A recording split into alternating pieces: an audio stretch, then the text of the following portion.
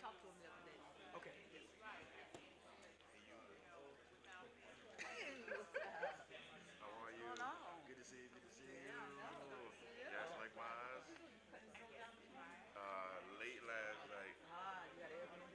No, I just sort of got a 4-hour Motel 6 crash Yeah. and woke up and got back here. So, Yeah. You know, you always want to just come in. Welcome to my couch. My you know nephews what? and stuff make good use of it. Next time, I You know what definitely I'm will. saying? I definitely We be having a will. whole living room down here. We be off in our little corner See, of the world. My I nephew should have. come over. We be having a whole living room downstairs to himself. How far? How? I'm in Bell. Cutterhead. Remember when you had got Airbnb I out of remember. Bell? That's right. Over That's there by the right. bicycle Yes. But casino? how far is it from here? It's about an hour Okay. drive. So I should have came. You staying over or you going back? No, I'm leaving. I'm leaving tonight. Okay. Gotta, If you need a that, plug over there.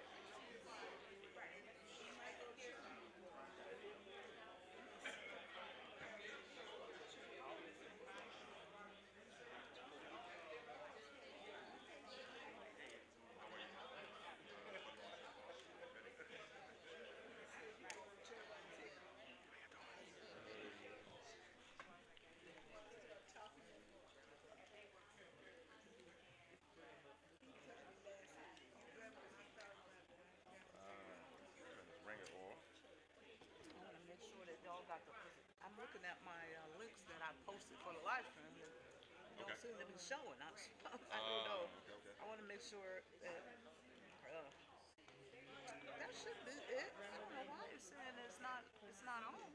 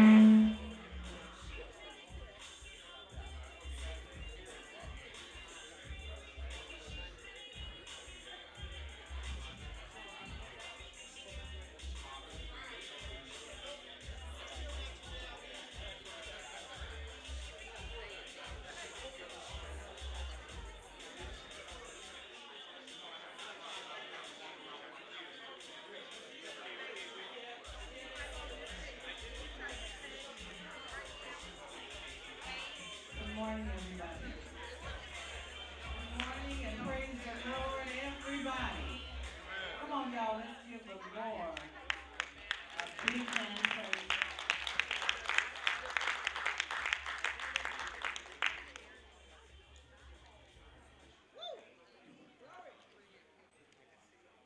Let's try this again. All right. Thank you all so much for coming this morning. We are going to open our program. We're running a little bit late, but trust me, we're going to catch this program up. Come on, just give the Lord another big round of applause. Without him, we are nothing. And so, at this time, we're going to, Brother Elton, we're going to move the slideshow forward. And we're going to watch a scene from ABC's Blackish called We Built This.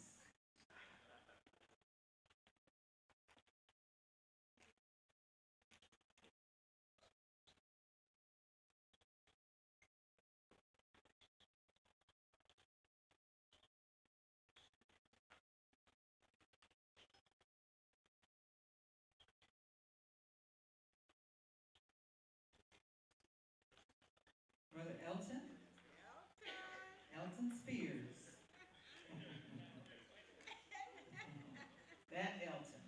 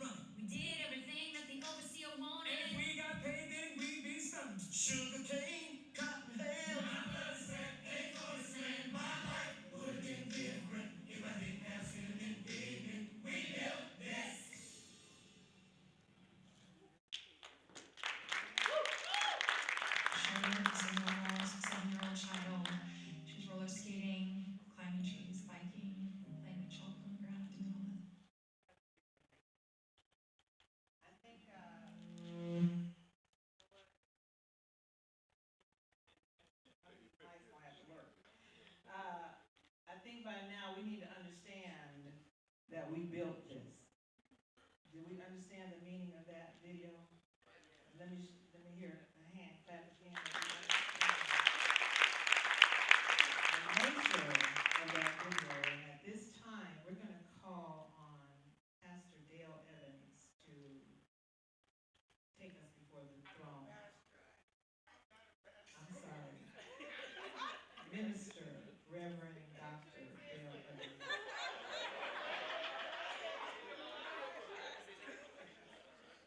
It just says Dale Evans. I have to be respectful.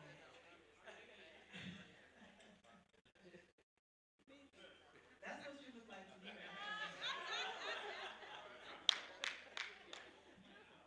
Guy trying to tell me something. Reverend Doctor, I got all that. It was about 30 minutes to get an opportunity to meet her. I'm very humbled to have the opportunity to speak here, really to pray. I was asked to pray about 30 seconds ago, and I turned 12 years old. What I hear, I pointed to Pastor. I said, "Oh, the Pastor." She said, "No, not you." I said, "Oh, do you know what about somebody else?" But sometimes it comes down to being that somebody, and that somebody is you. Amen. That somebody is you. There's a bunch of you somebodies out there. People always talk about what somebody should do. So what we're here to talk about is what we need to do. We bodies need to do. It's time for all of us to take this very seriously now, because for years it's just kind of been something that was a thought kind of set aside. But now it's real. The ball is rolling. Y'all know the song. Like a snowball rolling down the side of us. And I was right here to pray. Heavenly Father, we come to you now to thank you for this time that you allow us to spend together. We thank you, Heavenly Father, for the visionaries who've taken the wheel, Heavenly Father, and start to push it. We pray. You said that many hands make work easy. But we pray now that we would come together in unity around this topic, around this issue, as we reflect on our mothers, our grandmothers, our great-grandmothers, our great-great-grandparents. As I remember the black on my grandmother's knees as she cleaned the houses of men as I was a young boy and watched that. We think about all the things, the buses, the riots that happened when I was a kid, the fires, the burning, the things that took place. We have to always fight, Heavenly Father. Now we have to fight again. To continue our struggle, those same struggles that we have throughout our lifetime, we must now do it for our kids and our grandchildren. We pray, Heavenly Father, that you would give us the strength to come together in unity. In Jesus' name, we pray and we thank you for this day and for the people who are here even now, that the word will spread like a wildfire across this country, this city, this state, and this nation. In Jesus' name, I pray and I thank you. Amen. Thank you, Brother Dale. At this time, we're going to have Brother Elton, if you can progress the slides to slide numbers 3 and 4, please. Slide number 3. We're going to have a musical selection by the Selena Shelby Bryant. Deep River by Marion Anderson.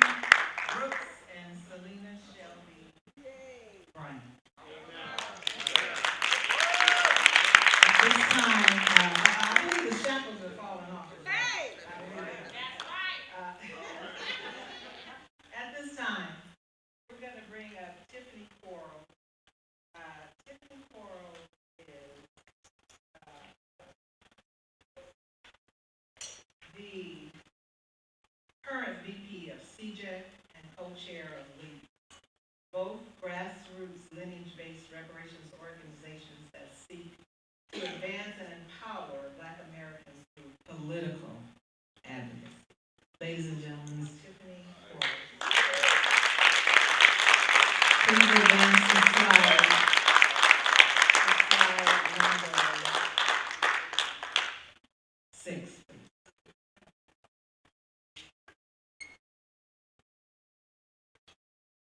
Good morning, everyone. Good morning. Like you said, my name is Tiffany Quarles, and I am here to share with you a little bit about what CJEC and LEAP have accomplished last year.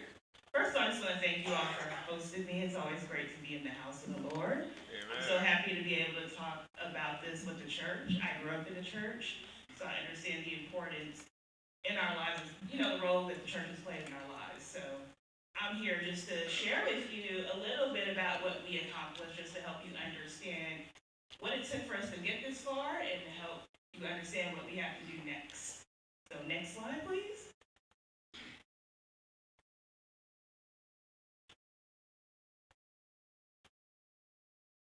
And we, I mean the Coalition for Just and Equitable California, which is our statewide coalition, and LEAP, the Lineage Equity and Advancement Project, which is a Los Angeles-based org that's a coalition member of CJEC. Next slide.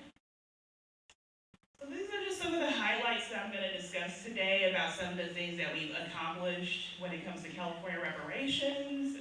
We had a great year. In May, we went to the California Democratic Convention to discuss reparations with elected officials and other stakeholders in the Democratic Party. In July was the conclusion of the actual reparations task force and the release of the final report. You know what, I'll go through it as, just go through the slides. Next slide, please. So we started out our year here last year. We came and we discussed with you about what is going on with California reparations. So this is full circle. I just wanted to recognize that it's great to be back, like I said earlier. So that's how we started our year. Next slide, please.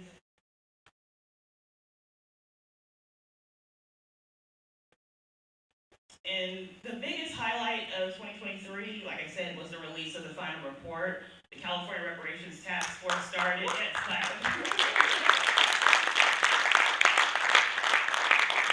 So yes, the actual task force started in 2021 and went on for 2 years, and in July of 2023, they concluded and released a 1,200-page report. And if you look, you can see members of CJEC on the right. We all came up to Sacramento for the final hearing, and that was historical. So that leads to the next phase of the movement, the ending of the task force. And if you look to the left, that is the chair, Camila Moore, who will be giving a presentation later on today. So next slide. Another huge milestone in 2023 was the amendment of SB 490 that happened over the summer. Senator Stephen Bradford initially introduced a bill to extend the task force, but then they decided not to do it, so they took that same bill and amended it and turned it into a bill that would open the California American Freedmen Affairs Agency. And the point of that agency, that too. So that happened this summer. And that bill will open up the agency that will help process our reparations claims and to help establish whether or not you're eligible. And it is sort of a resurgence of the Freedmen's Bureau for Reconstruction. So California is bringing that back. So that is SB 490. Like I said, he reintroduced it this summer. Next slide. Yes, like I said earlier, we went to the California Democratic Convention, and that's very relevant because we want the Democratic Party to support reparations for Black Americans. So we had a chance to present at several caucuses, the Progressive Caucus, the Black Caucus, and the goal was to get more of our elected officials on board. So next slide, please. And we did a lot of outreach to educate the community, to get everyone, as many people on board as possible. We had men in CJEC and LEAP present at KJLH, that's Stevie Wonder's radio station. I'm sure y'all know KJLH. They had the men's advance, and They did a panel to discuss reparations. We also did a virtual panel, that's the slide in the middle, with the California Democratic Progressive and Black Caucus. So from our work at the convention, they invited us back to discuss further. And finally, at the end of the year, we had a genealogy event, because in order to receive reparations, you have to be a descendant of a person enslaved in the U.S., so that means you need to trace your genealogy. So we provided an opportunity for the community to do that. So that was our genealogy event, which was with CJEC and the California Black Women's Health Project. Next slide. More outreach. That's Chad. He went to the Freedmen's Bank Forum in DC. The Freedmen's Bank Forum is held annually by the U.S. Treasury Department, and it was an opportunity for us to discuss reparations there. That's where they print the money, so that was good.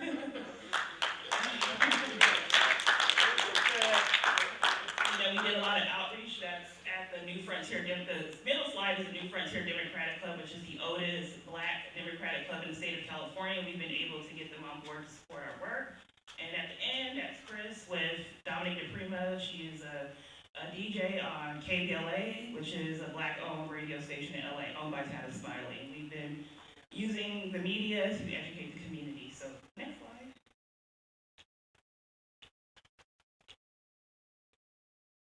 And just some of the, more examples of our community outreach. 2023, the hearings were still taking place, so we did a lot of advertising on our social media to get people to attend the hearings. That's the first picture you see.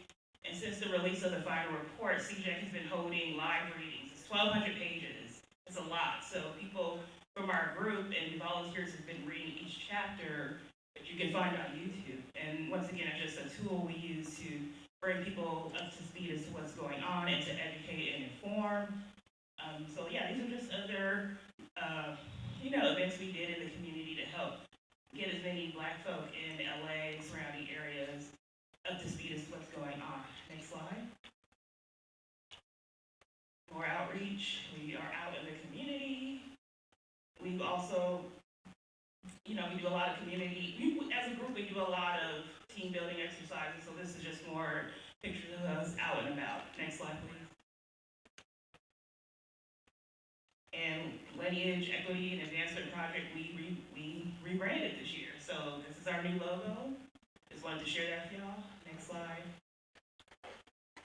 And at the end of the year, CJEC was named Persons of the Year by the Sacramento Observer, which is all the work we've done, which is a great honor. And I believe the Observer is one of the oldest Black newspapers in the Sacramento area. So that was a great way for us to cap off the year.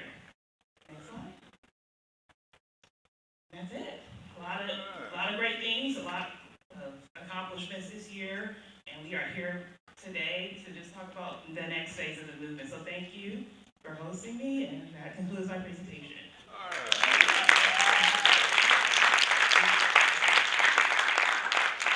Okay, next on the program is Mr. Mark Stevenson with NAASD, and he has a video presentation. So if you advance and hit play, you're going to hear from the National Assembly of American Slavery Descendants. Hello.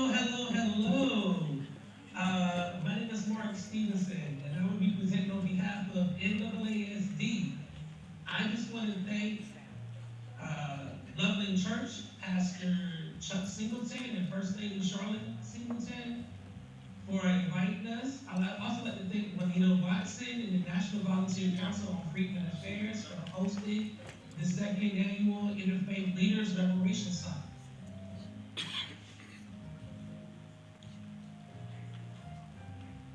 So, who we are?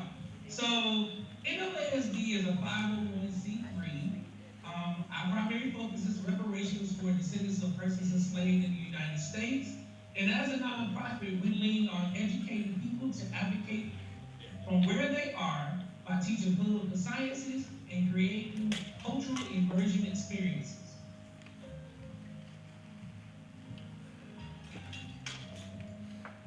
So here's a little brief overview of who we are. Like I said, we are a national organization. We have vetted membership, and we also have a democratic cooperative structure. Our purpose is threefold: political education, community organizing, and political action. We currently have 5 chapters, 8 board members, 6 committees, and 3 affiliates. Those are external groups that we work with on reparative justice. So here's a little picture of our president. And this is Kazi Jones Muhammad. This is a picture of me. And then here's our board.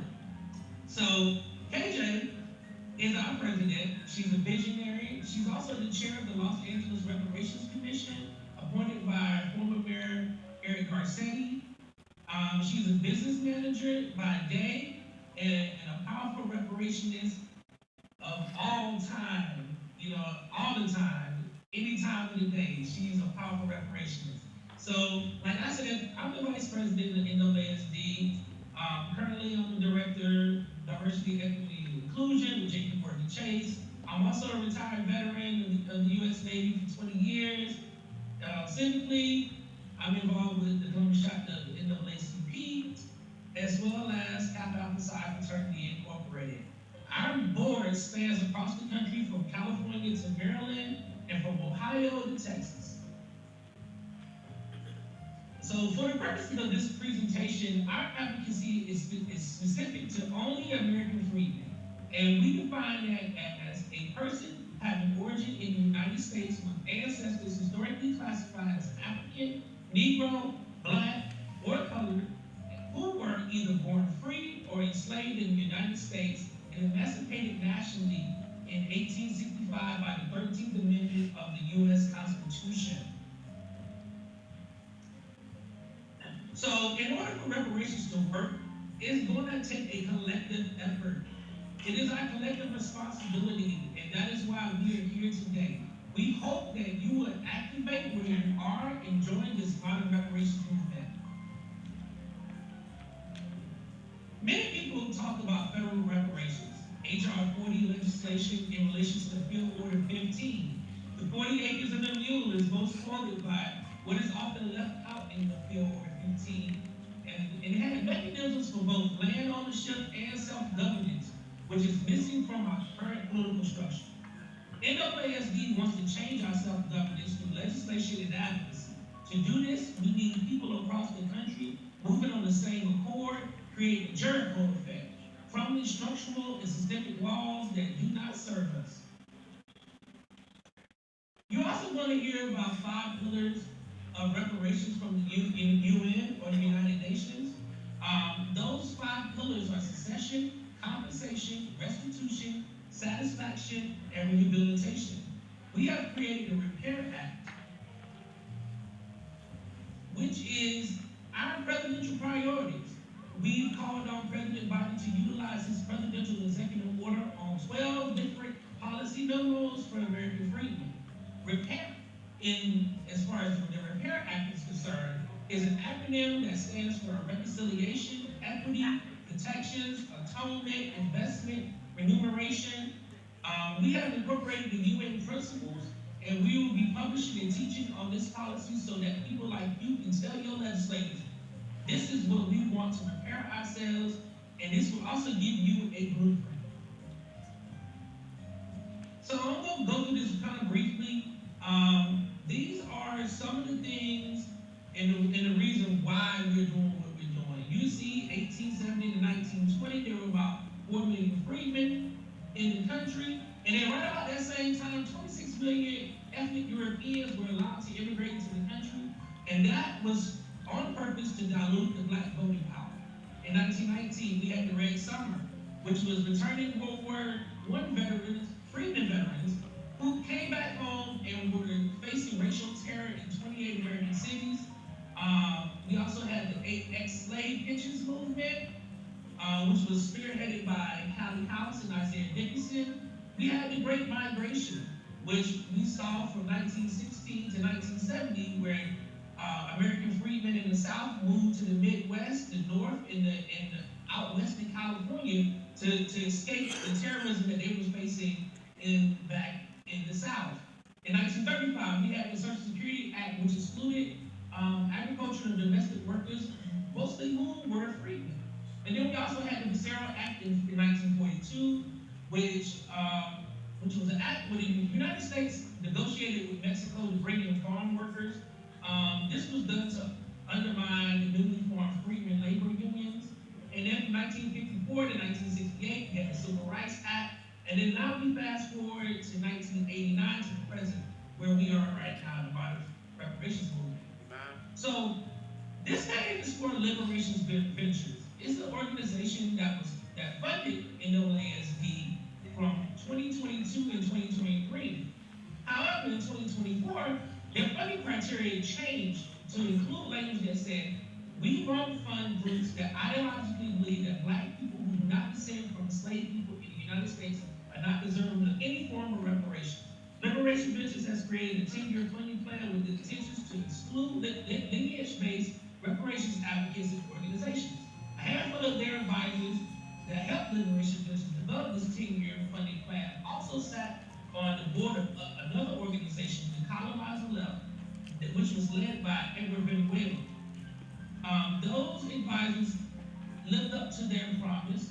The 2023 cohort Case for Reparations grants excluded all the civic-led organizations that applied, including NAASD, CJET, ETN Media, and LEAD.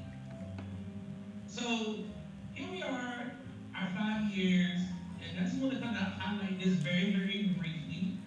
So in 2019, organizers attended the HR 40 hearing in Washington, D.C. on Juneteenth to advocate for lineage-based reparations. In 2020, we published the Repair Act.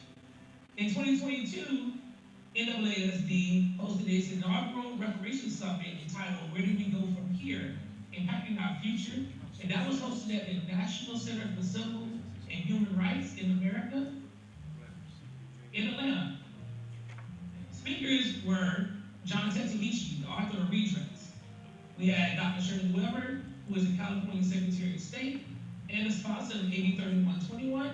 And we also had the task force chairman for California's Reparations Task Force, Attorney Camilla Moore. In 2023, we partnered with the National Volunteer Council on Freedom Affairs to host the Juneteenth Wave of Freedom, which was a 2-day cultural training and awareness. And that was hosted at the Buffalo Soldier Museum in Houston, Texas. We also participated in Mary Turner's annual April Holmes Juneteenth Parade. And we went down to Galveston and did a walk tour and an ancestral remembrance at the Galveston Beach. And also in 2023, we petitioned the United States Office of Budget and Management to create a census designation specifically for those persons or the descendants of persons enslaved within the United States. This year, we launched a social media campaign around American Freedom Awareness Month to highlight the contributions to American society, as well as create a sense of cultural pride and peoplehood. And we launched our media arm, which is the Black Cities Collective. We also launched our Black Experience Survey to learn the needs of American freedmen communities in order to create new educational modules and reparative and transitional policies for those in the marginalized community. Speaking of our survey, you will receive postcards in your seats with the QR code on it to take our survey. Please take it. It's a 10-minute survey. It's not going to take a lot of your time, but please take that survey because we want to get as many people to respond to this as possible. Share it with your friends, your co-workers, etc. This is a little bit about our reach.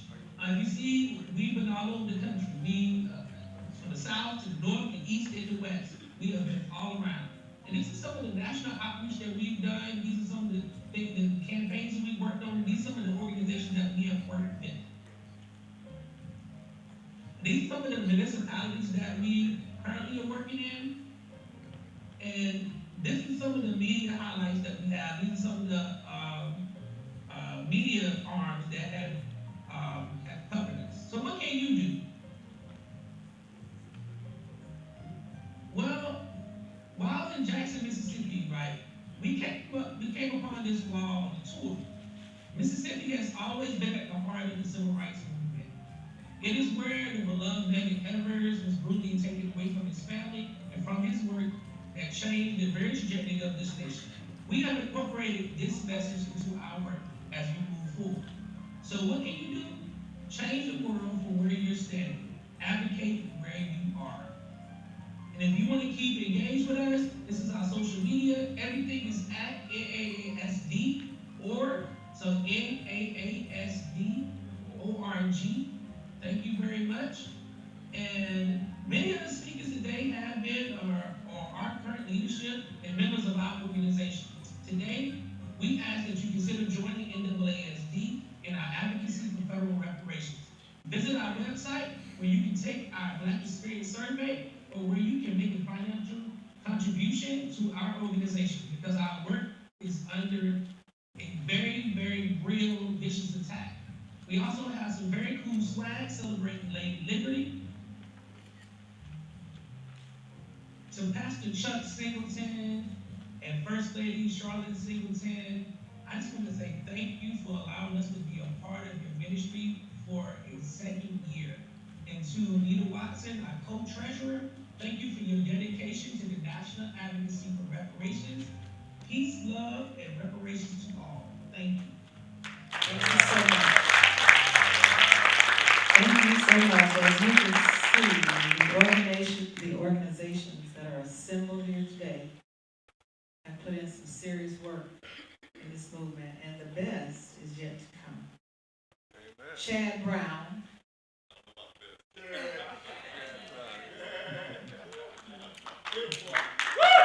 Slide number 21, please.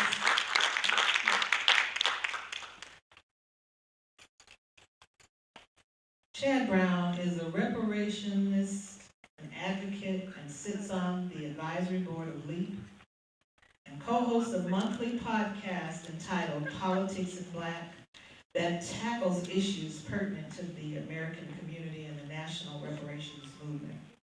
He is an active member of the Coalition for a Just and Equitable California, CJEC, and the San Fernando Valley chapter of the NAAC. Please help me welcome to the podium our spokesman, national spokesman, Mr. Chad Brown.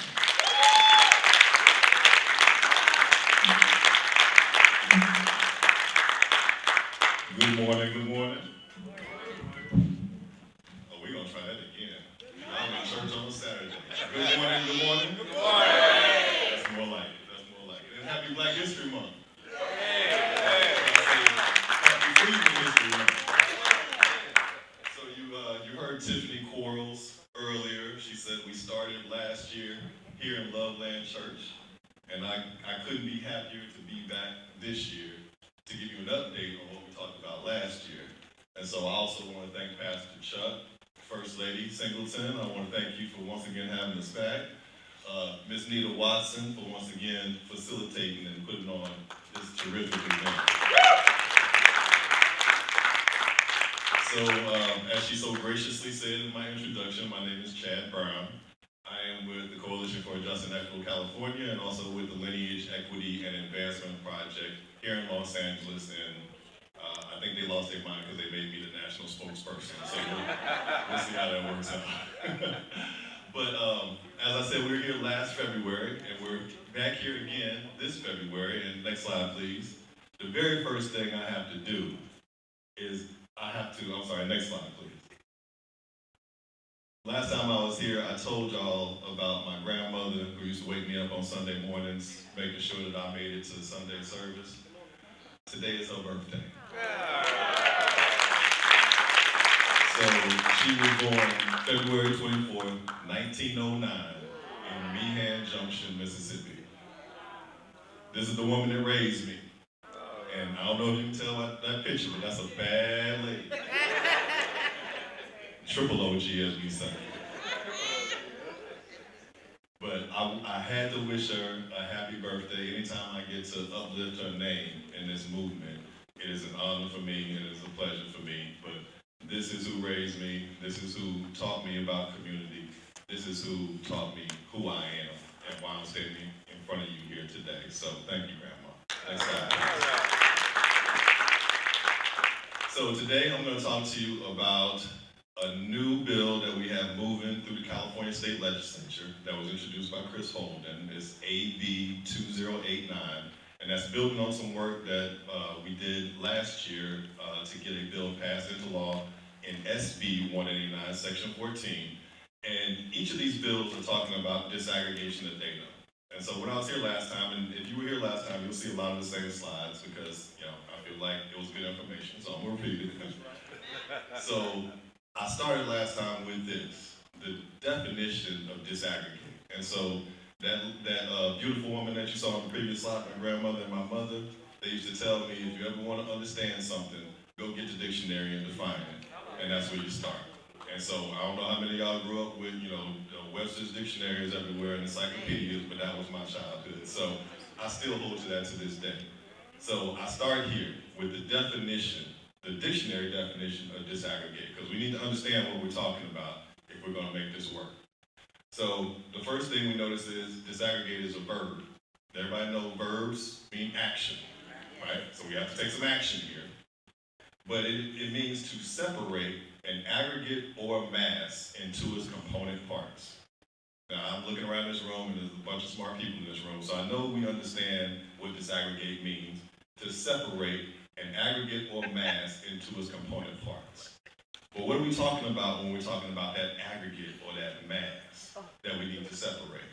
So next slide, please.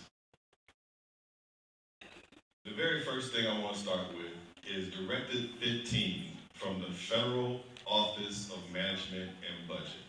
And so for those that haven't heard of this, is your first time seeing this, Directive 15 sets race and ethnic standards for federal statistics and administrative reporting. So in short, this is how the federal government sees race. So when the federal government is talking to you about race, these are the terms that they're talking to us in. And you'll see this was adopted back on May 12, 1977, so they've been talking the same way for a long time. I will make a note that in 1997, they slightly amended the category we're going to talk about down here, which is simply black. And I don't know if you can see that, but I think everybody in this room looks like y'all are black to me, so you fall into this category here. So, black, as defined by the Office of Management and Budget since 1977, means a person having origins in any of the black racial groups of Africa. So I want to read that to you again. Black, as defined by the federal OMB, is a person having origins in any of the black racial groups of Africa. Now, everybody in here is black, and I can see nobody seems upset about that. But let me tell you why that's a problem. Next slide, please. There are thousands of ethnic groups that comprise the continent of Africa. And each of these groups have their own language and their own culture. Now again, going back to that previous slide, right now, the federal government sees anybody that comes from any of the 54 countries on the continent of Africa. Once they reach America, they're black, just like everybody in this room. So I want you to think about that for a second. I will think about how that impacts the definition of black that the federal government has. Thousands of ethnic groups. Next slide, please. So now we think about, okay, how is that changing black America? Over here in the United States of America, we see that the number of black immigrants has almost doubled since the year 2000. So we are increasingly getting more and more diverse in quote-unquote black America. And we all live in California, we see this, right? And I'll just make a quick note here that prior to the Immigration and Naturalization Act in the late 60s, if you went outside and you saw somebody black, 9 times out of 10, they came off the plantations in the South. So 99% of the time, when you saw somebody black prior to 1968, they were African Americans. They came off southern plantations. So now, I'm sorry, go back one slide. We're gonna stay on that one for just a second, because I want everyone to understand where we are. So now we see about 10% of the black, quote unquote, black population in this country is foreign born. They've immigrated to this country. Now, that doesn't mean anything is wrong with them. It just means they're different. They have a different lived experience. They have a different culture, and as we saw, sometimes a different language. And I think we got our slides mixed up a little bit. If you go back 2, we should be on the right one. And I'm sorry, y'all, I take it slow. I talk to folks like I learn. All right, a little technical difficulties. That's all right. I got time. We're going to get this message in today.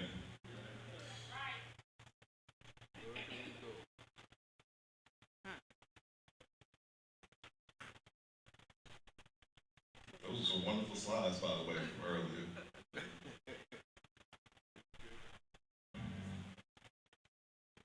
All right. Now, you can always show my grandmother again. Next slide, please. Next slide. Next slide. All right, here we are. So, I just wanted to put this back up because I want you to see how Black America is changing with immigration. And so now we see that most of these Black immigrants are coming from the 54 countries in Africa, or they're coming from the Caribbean, which is changing the face of quote unquote Black America. Next slide, please. So, why is this a problem? Well, let's think about how the state of California and the federal government currently collect data, which is based on Directive 15 that set those racial and ethnic standards. So on the left, we have the 2020 census. And I hope everybody in this room filled out your census. We're gonna talk about it in just a second and why that's important. But you'll see next to that black/AA arrow is the box for us to fill in. And this was a new addition in the 2020 census. They added a write-in underneath it. So that's how you tell if you're from any of those 54 countries of the Caribbean, you gotta write it in. And then on the right, this is the State Employee Race and Ethnicity Questionnaire from Cal HR. So very large state agency. And you see they're doing exactly what the federal government is doing. They're putting everybody into that one box of Black or African American. Now the thing I wanted to point out on these 2 forms is, if you go back over here to the census and you look down to our AAPI brothers and sisters, you'll see Chinese, Filipino, Asian Indian, Vietnamese, Korean, Japanese, Native Hawaiian, Samoan, Chamorro. That's a lot of specificity. That's a lot of disaggregation out of the Asian American Pacific Islander group. And if you look over the Cal HR forum, you see the same thing repeated. Cambodia, Chinese, Filipino, Indian, Japanese. They get real specific for the Asian Americans, don't they? Anybody know why? I told you last time if you was here. But it's because they advocated for it. Asian Americans said, we're not all the same. We have unique ethnicities, we have unique nationalities, we have unique interests. And so they advocated to be disaggregated. Why? Why does it matter? Next slide, please.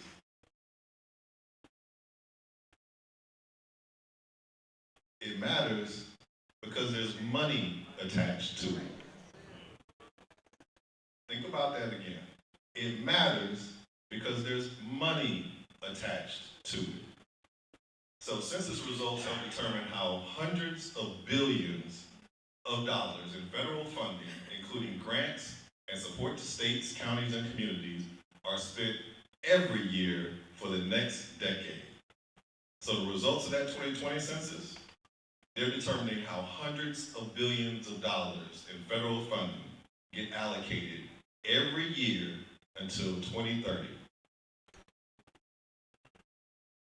The census results help, I'm sorry, I'll let you know. Keep moving fast on a Saturday morning. I'm still slow.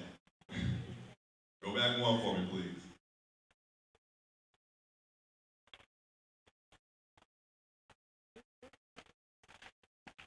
like y'all reading ahead on the test. But this is good. We're gonna come to this.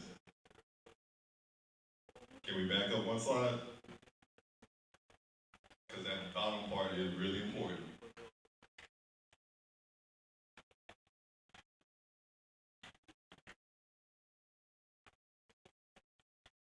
Back up. Yeah, other way. Yeah. That's all right. We're going to work it out. There we go. There we go. Moving too fast for me once again. But I wanted to point out, thank you. We're going to get it right. I wanted to point out the bottom part because census results help communities get its fare for schools, hospitals, roads, and public works. All that sounds like stuff my community needs, our communities need. And I don't know if I told you this, but I'm from Jackson, Mississippi, and we need everything in red on that list. Okay? Now, next slide, please. And as a final note, please fill out your census next time that comes around. Billions of dollars attached to it. Now, why is it important that the federal government sees us specifically when they're thinking about where to send hundreds of billions of dollars? I think it's first important that we understand our current situation. So now, this chart on the left, where you see that big blue line, that's showing the national share of wealth by race from 2013. So this is old. It's got a little age on it, but it's only gotten worse over time. That big blue line on the left, that's white folks. That I can't even call it a line, but to the far right, that little blue shape, that's us. So out of about $120 trillion in national household wealth, white people own upwards of 90% of that. We own less than 3%, at about 15% of the population. That's a problem. White household wealth is 20 times that of blacks, or African American, or freedmen, however you want to refer to us. But again, this isn't disaggregated data either. This includes all of those immigrants from 54 countries of Africa, as well as the Caribbean, and still it looks like that. In the middle was an article that came out back in 2017, where economists were predicting that the median wealth of black Americans will fall to 0 by 2053. That was prior to the pandemic. So if you know how the pandemic impacted our communities, I haven't seen the report, but my guess is that window has dramatically decreased. And so we're likely looking at 0 wealth well before 2053 at this point. On the top right, on the far-hand side, I just pulled this out because I want people to understand. We have to contextualize where we really are.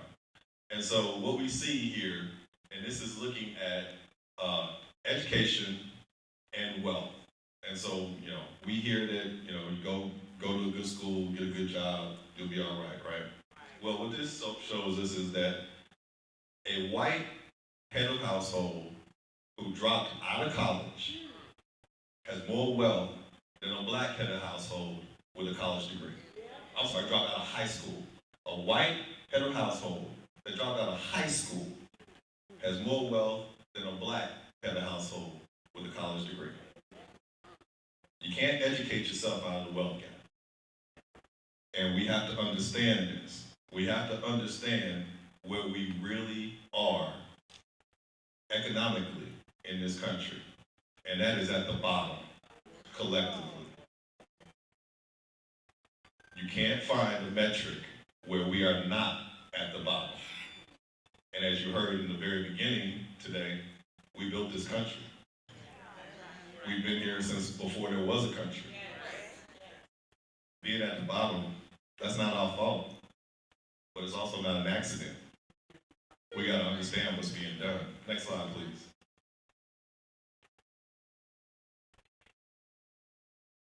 So This is a chart that came out of a report that came out back in 2017 as well. And when we're talking about disaggregation, this was one of the first studies that disaggregated metrics for U.S. blacks, us, and African blacks or African immigrants. And so on the right-hand side of this chart, under median value, those are total assets for each of our groups. And what you'll see is African blacks, total assets of about $152,000. U.S. blacks, $30,000.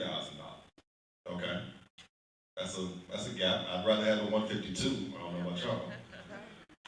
But then we move over to the left under median value. And these are your liquid assets. So this is cash on hand. This is whatever you have today that you could sell if you need to raise some money for an emergency. African blacks, $60,000. Okay, you can get through an emergency with $60K. That might ease things a little bit. But us, $200. So I'm gonna just let that sink in. I did this last time. Let that sink in with you for a moment. $200 liquid collectively. So that means somebody gets sick. You gotta pay a hospital bill. You have a family emergency of any sort. You have $200 to try to make it through. How far does that get you? And I think we see this in our community every day. So I want to put some numbers behind it so that you can contextualize where we actually are. And that is $200 in liquid wealth. Next slide, please. So, we're here on Black History Month. We're talking about where do we go from here.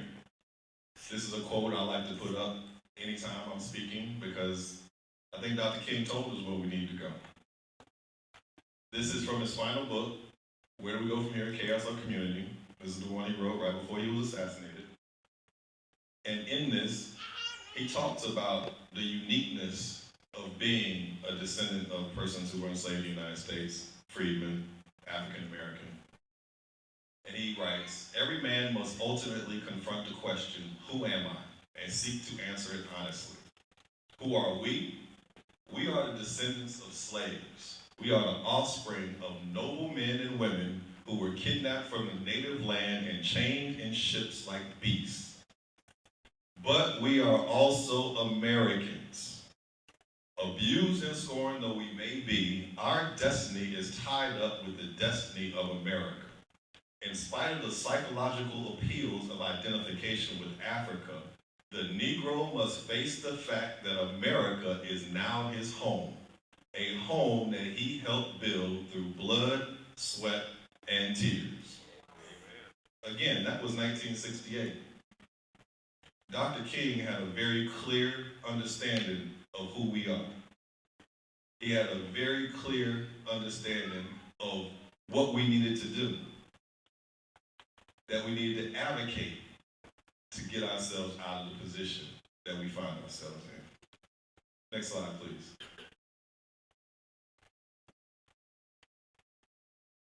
So now I want to get to the work around disaggregation that the members of CJEC and LEAP have been able to accomplish. And the last time I was here, I was talking to you about SB 189. So that's Senate Bill 189. And when I'm talking about Senate Bill 189, I'm talking specifically about Section 14. Now this is the governor's budget trailer bill.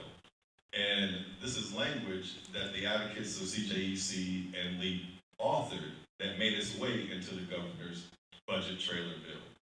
And shout out to Assemblyman Chris Holden, because he was initially the one who picked up our language and put it into AB 105. And AB 105 was the Upward Mobility Act of 2021. So again, we've been at this for a few years. It was introduced in December 2020, and then AB 105 made it all the way through the Assembly, made it all the way through the Senate, got to the governor's desk, and he vetoed it. We could have gave up right there. We could have quit. We could have said this isn't going to happen. We don't quit, and we don't give up. Amen. Chris Holden came back next legislative session, and he introduced AB 1604. This was in 2022. Our language was so good in 1604 that the governor said, I want to pull this into my budget trailer bill. And that is what is SB 189. So what is this language? So I put red brackets around the part that I think that matters here that we're going to talk about. But you'll see there, for the first time in state history, the state of California has created a data category specifically for African Americans who are descendants of persons who were enslaved in the United States. Now, the logical question is why? Why is that important? If you want to repair something, you got to be able to see it. Up till SB 189, the state of California didn't see us. They saw minorities. They saw people of color. They saw everything but us. Now, the state of California, they see us. And they got to start collecting data on us. I'll point out another couple things here in SB 189 that I think are important. So, over on the right, you'll see that gold star next to two words, American freedmen. And we already heard about freedmen today. And we know what that means. That means those that were emancipated in 1865 by the 13th Amendment, right? SB 189 took freedmen and put it back into law for the first time in the last 100 plus years. So now, here in California, you can identify as an American freedman, and you can let the state know that you're a descendant of persons who were enslaved in the United States. So, next slide, please. What does that look like? Because SB 189 is now law. We got this one passed through. So on the left, this is the new Cal HR form that came out January 1st, 2024. So now, all employees, Cal HR, that's about 200,000, I believe. 2 million? Okay, thank you, Chris. That's a lot of people. Now, our people that work for the state are able to identify themselves by lineage, not just by melanin. On the right-hand side, that's the state job application. So anyone applying for a job now can identify themselves by lineage and not just melanin. Amen. Why is this important? We talk about hiring equity. We talk about pay equity. Now they actually can see it. They can see how descendants are being hired versus everybody else. They can see how descendants are being paid versus everybody else. Remember that picture of Africa? 54 countries, everybody in the Caribbean? They can see us uniquely now in that group. That's how we get to repair. So now, this is law. Cal HR is doing this today. So if you know anyone applying for a job, tell them, check that box.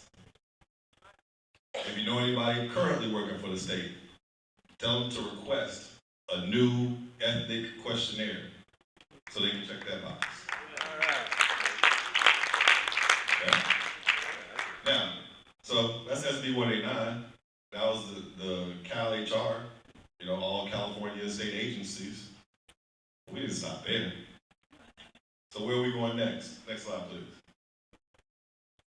I want to introduce to you Bill AB 2089, again introduced by Assemblyman Chris Holden.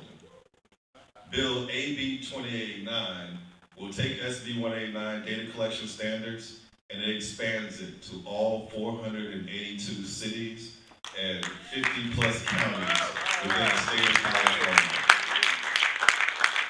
This means that statewide, north to south, our people can now identify as the unique people that we are. And once the state has data on us, then the state can pay us. Right? So, anytime I'm speaking, you can guarantee I'm going to give you a call to action. I'm going to tell you what you need to do. Because this is a movement about action. This isn't a movement about being passive. We see the problem, now we have to do something about the problem. Next slide, please. The call to action I'm going to leave you with today is tell everybody you know about AB 2089, introduced by Chris Holden. It's going to be moving through the California State Assembly and the California State Senate, and eventually will wind its way onto Governor Newsom's desk. And we want to make sure that it not only passes through the House legislature, but the governor uses the power of the pen and makes this law so that we all are seen in the state of California. This is a critical first step if we're going to get to the repair that we are so righteously owed. So, AB 2089. And if you know Chris Holden, call him up and say thank you for stepping out and being bold enough to put this out there. Support it. Ask any questions you want to about it. You have the people in the room that wrote the language. But this is the call to action. AB 2089. Tell everybody. You can ask me a question right now while I'm up here. So, if I fill out an application for the state of California, yes, and check that out, yes, they keep that data? It will go into, so the state uses that data to do things like fund different initiatives, right? So if we're talking about how do we increase diversity within state hiring, right? The question is, what is the diversity, right? Because you could say, I'm going to hire more white women, and that means I'm more diverse, right? What we are saying is that, no, you need to see our community specifically. You need to track how many of us that you're hiring, and if you're not meeting the goals of hiring from our community, something needs to be done. Amen. I just wanted to apply to check it off, to have a record. Yeah, you can do that too. Here's the other thing, because I heard, so I'm glad you asked that question. Somebody, when SB 189 first passed into law, they said, well, you know, anybody can check that box, right? They don't have to be a descendant. Guess what? That helps us. Right? The more people check that box, the more descendants get. So, if you want to tell people, I'm not going to tell you what to do, but we need as many checks on that box as we can get. Thank you for that question. I'm happy to take another one. Either I got. Oh no, I can't take no questions. All right. But Loveland, thank you once again. Please ask any questions if you want to pull me to the side. This is the most important thing happening for our community in this state. You're going to hear more about AB 3121. You're going to hear more about Senator Bradford's bill, SB 490. We have to be engaged. We have to be aware. You have to know what is going on. Because as my brother Chris, he might say it today, we are closer to reparations than we've ever been. But we need every last one of you to be ambassadors of reparations, to take this message out of these church walls to your communities, to your families, to your dinner tables, to your barbershops, to your beauty salons. Everywhere that you go, this is the conversation that we need to be having as a community. So with that, I'll stop there. Thank you, Ms. Neva, once again. Loveland Church. It's beautiful. Thank you for having me. I love you.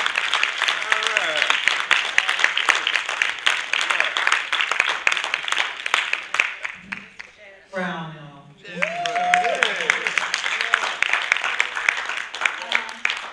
can you please advance the slide to slide number 38? Attorney Camila Moore was not able to be with us physically today. She had to take an urgent trip to Sacramento. And if I know Camila Moore and she's in Sacramento, that means she's working for us. She never stops. Camila Moore wrote a master thesis at the University of Amsterdam, exploring the intersections between international law and reparatory justice for the transatlantic slave trade, chattel slavery, and their legacies. She earned a Juris Doctor degree from Columbia Law School in New York City, Master of Laws degree in International Criminal Law from the University of Amsterdam, a bachelor's degree from the University of California in Los Angeles, UCLA. And she was appointed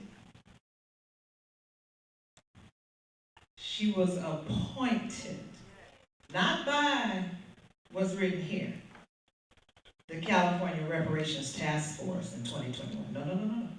She was appointed by God for the position that she held on that task force.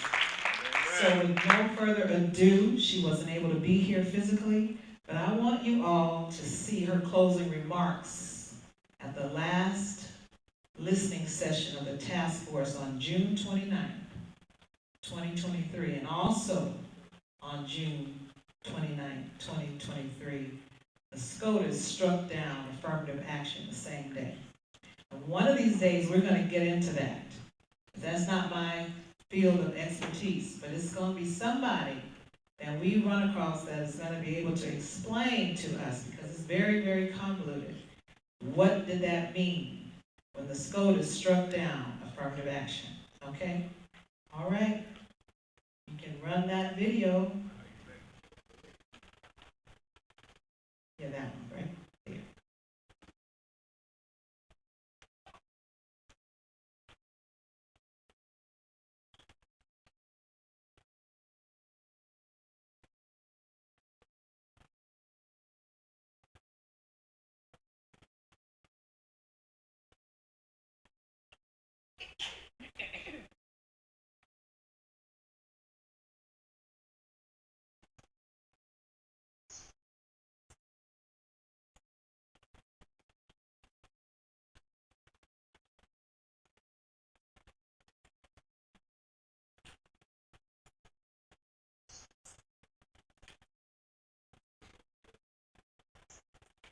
Okay, for some reason we can't hear it.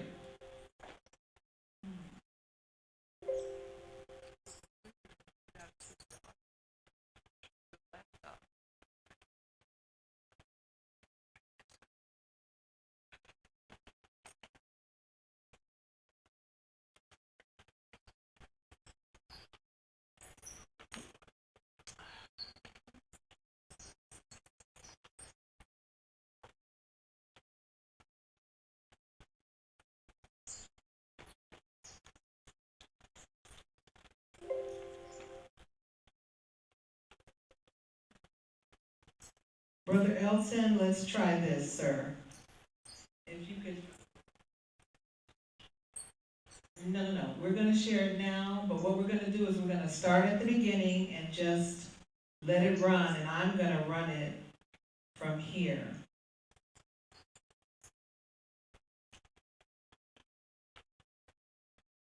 So just go back to the beginning.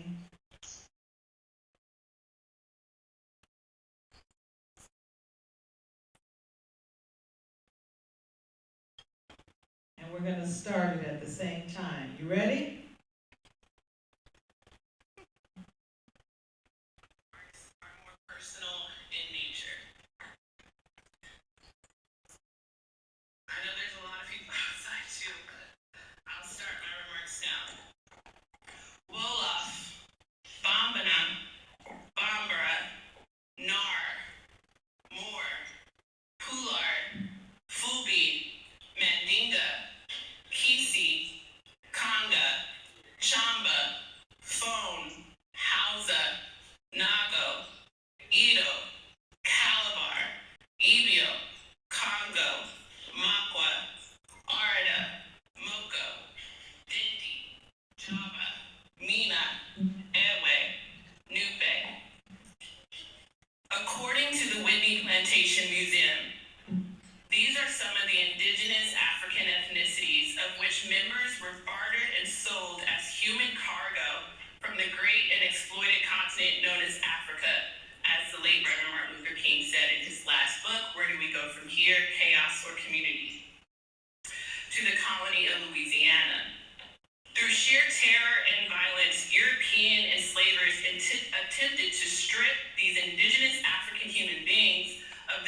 cultural and ethnic heritages, relying on the power to label them Negro, Black, mulatto, or other socially constructed terms to deny them of their human right to self-determination. The vestiges of descent-based chattel slavery that mar my family's history in the United States traveled consequently with us all the way to California through the Great Migrations, like my father's ancestors who were once enslaved on the Whitney Plantation in Louisiana, formerly known as Habitation Heidel. And like my mother's ancestors, namely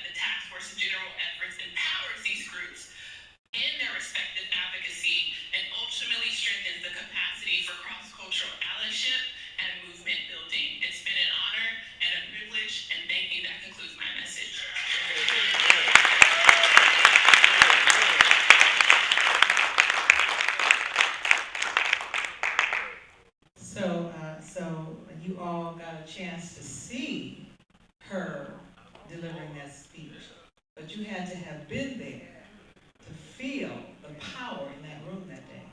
It was completely just monumental. It let us know that God is with us and that we are doing His will. Okay? So y'all give it up again for our past chair, Ms. Benita Moore.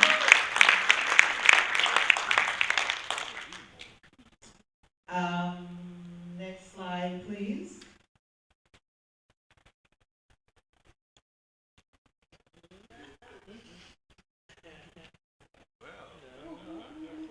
I don't hear nobody. I can't hear nobody. As a pastor, both inside and outside Loveland Church, Pastor Chuck has become a leader known for seeking lasting solutions to problems and a better life for all. Across the street and across the world.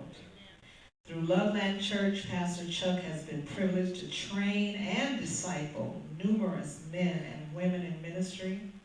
He is a pastor to pastors across the globe, with ministry sons and daughters in South America, Africa, and from coast to coast in these United States.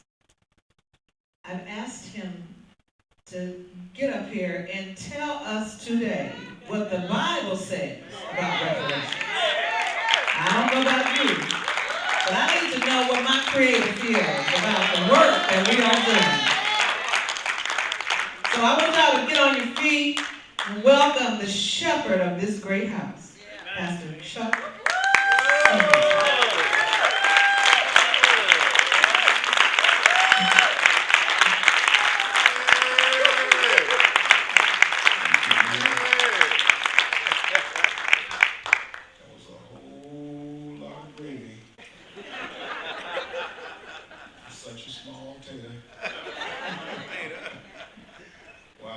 So much to say, but so little time to say it, so I'm going to get right to the point. I want to thank you, Chair.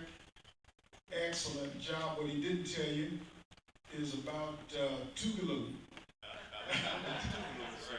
That's his school, Tougaloo College, basketball player there, and a member of a great church in Jackson, Mississippi, which church also happens to be where the president of the largest black organization in the country, which is the National Baptist Convention, serves as the pastor. That's significant for a number of reasons. Maybe I'll come back to them in a moment. But Chad, thank you for being here again and for your excellent presentation.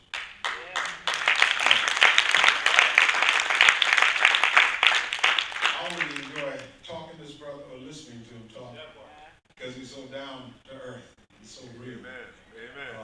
And just brother. Nita Watson, you are a prize. You are a prize. Amen. And with all of our happiness and smiles today, you are going to be remembered like Fannie Lou Hamer and some of the great women. I point that out only because there's so few that are remembered women. But your leadership crosses genders.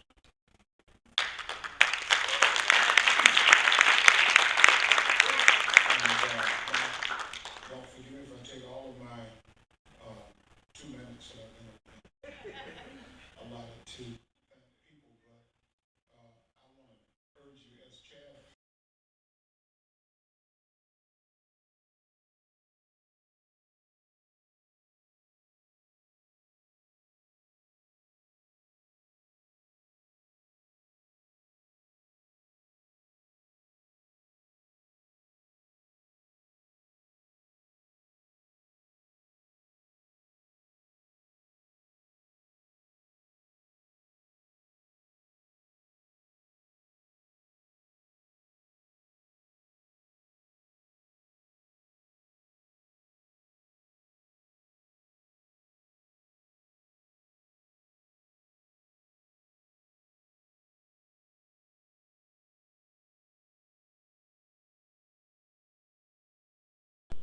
So let me just, I'm gonna tell you a little bit.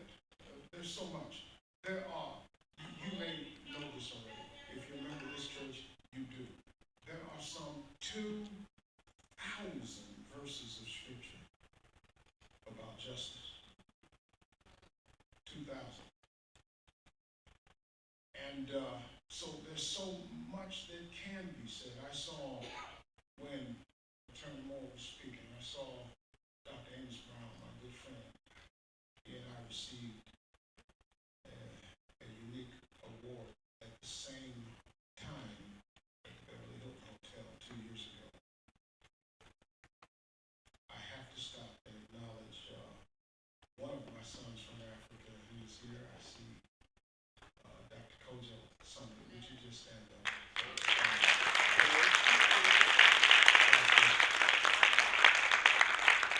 Dr. Summit, she mentioned my sons in Africa and what they're doing right outside of Accra, Ghana, is just amazing work. Thank you for being here. They're also in the lobby with African clothing that you might be interested in. But with that many verses, it's so much that could be said. I'm not even going to start with a verse. I do want to start with a story about a teenager. His name was Harry. Harry tended his father's farm. It was a farm filled with palm oil and several other minor crops. And one day, while Harry is tending his father's farm, 2 men snatched and grabbed him, put a sack over his head, and when he resisted, they beat him, tied him up. They put Harry on a boat, transported him across the ocean.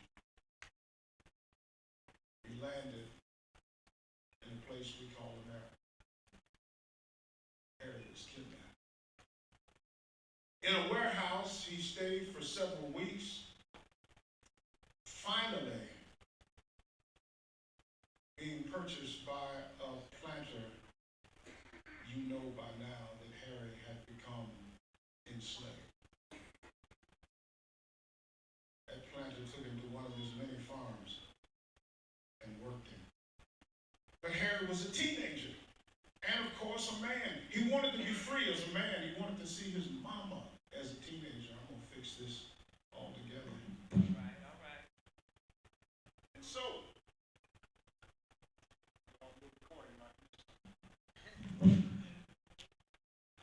Harry, missing his mother, escaped. He ran away.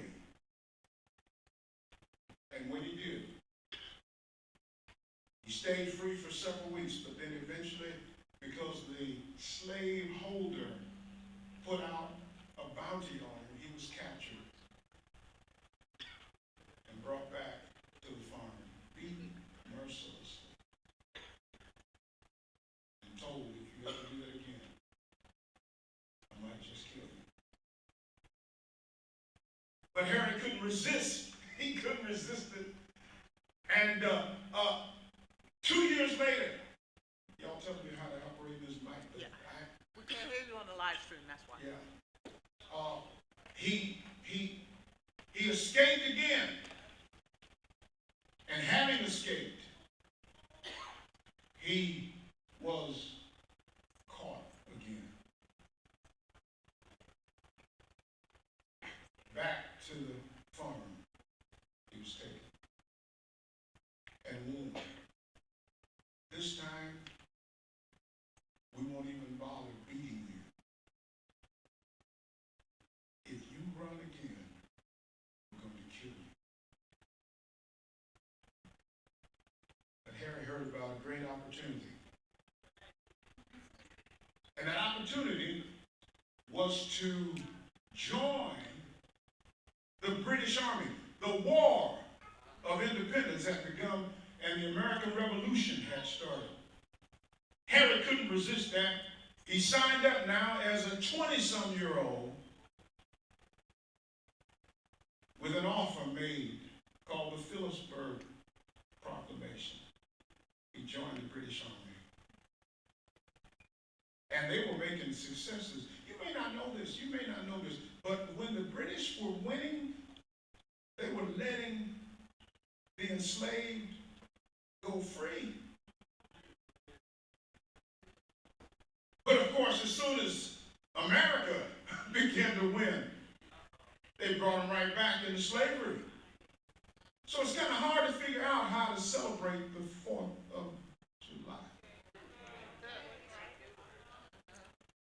90 years more of slavery was nothing to celebrate. And so eventually, the British won, and Harry, along with 2,000 other black folks, was transported first to Nova Scotia, Canada, and eventually to London, England. And Harry took advantage of an offer that was made to go back to his home, Sierra Leone, where he, along with his family, had his own farm. There was still a bounty out on his head, issued by none other than George Washington. So when we start dealing with issues like reparations, what ought to happen,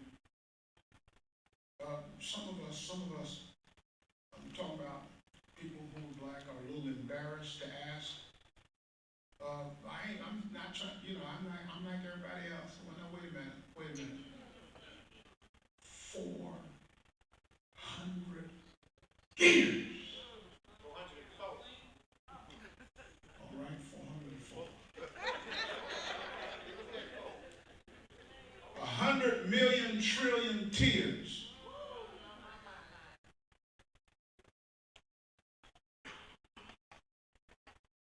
Wages of fathers stolen. Dignity of mothers stolen.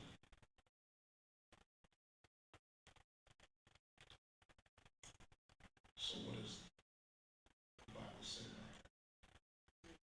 about that? There's a unique posture that I have to explain real quickly. You'll have to get some of my tapes to get it in more of a theological depth. But there's a word called theodicy, and it works like this: that how do you justify God? Another way of saying, where were you? God, where were you? Where were you? Similar group of people had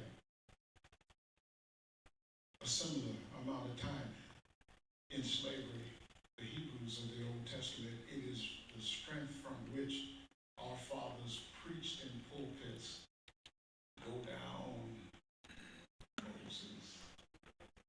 Tell old Pharaoh, let my people go. And they were in slavery for 400 years. Similar to us, they came out with a reputation as God's chosen people. We came out, people said, they must be cursed. When they came out in the book of Exodus, there's a powerful thing to remember. Those of us who are believers and those who believe in the poetry of God and the justice of God in Exodus 12. I do remember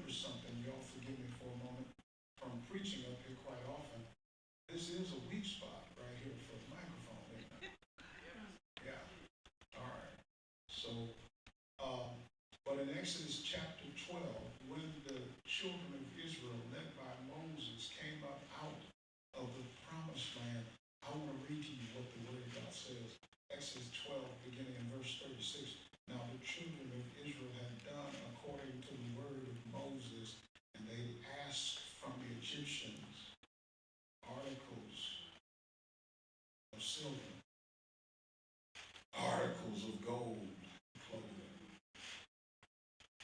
And the Lord had given the people favor in the sight of the Egyptians, so they granted them what they requested.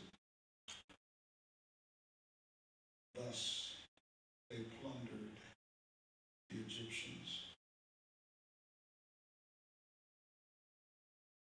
They got paid. In case the King James language was messing with you and you couldn't relate to it, another way of looking at it is what later on King David recorded in the Psalms, when he put it this way in Psalms 105, verse 37. He also brought them out, he being God. He also brought them out. God brought them out with silver and gold. And there was none feeble among his tribes. Egypt was glad when they departed, for the fear of them had fallen upon them. They got paid. Don't tell me that 440.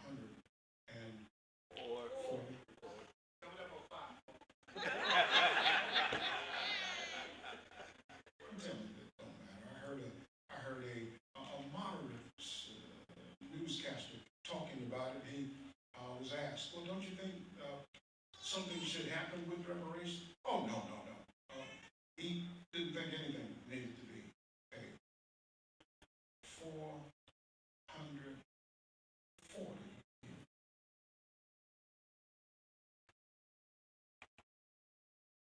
My family would go down to Louisiana, where I was born, every summer and spend a few weeks with our folks. My cousin, they lived on plantations, same ones that slaves lived on, same ones. My cousin Robert, who was ambitious always, when he graduated from high school, wanted to go up north with us. We lived right outside of Chicago, and Robert wanted to go home with us. The house they lived in is what they call a shotgun shack. And nobody know what a shotgun shack is. They lived in a shotgun shack. It was, they call it shotgun because of the fact, I'm watching my time.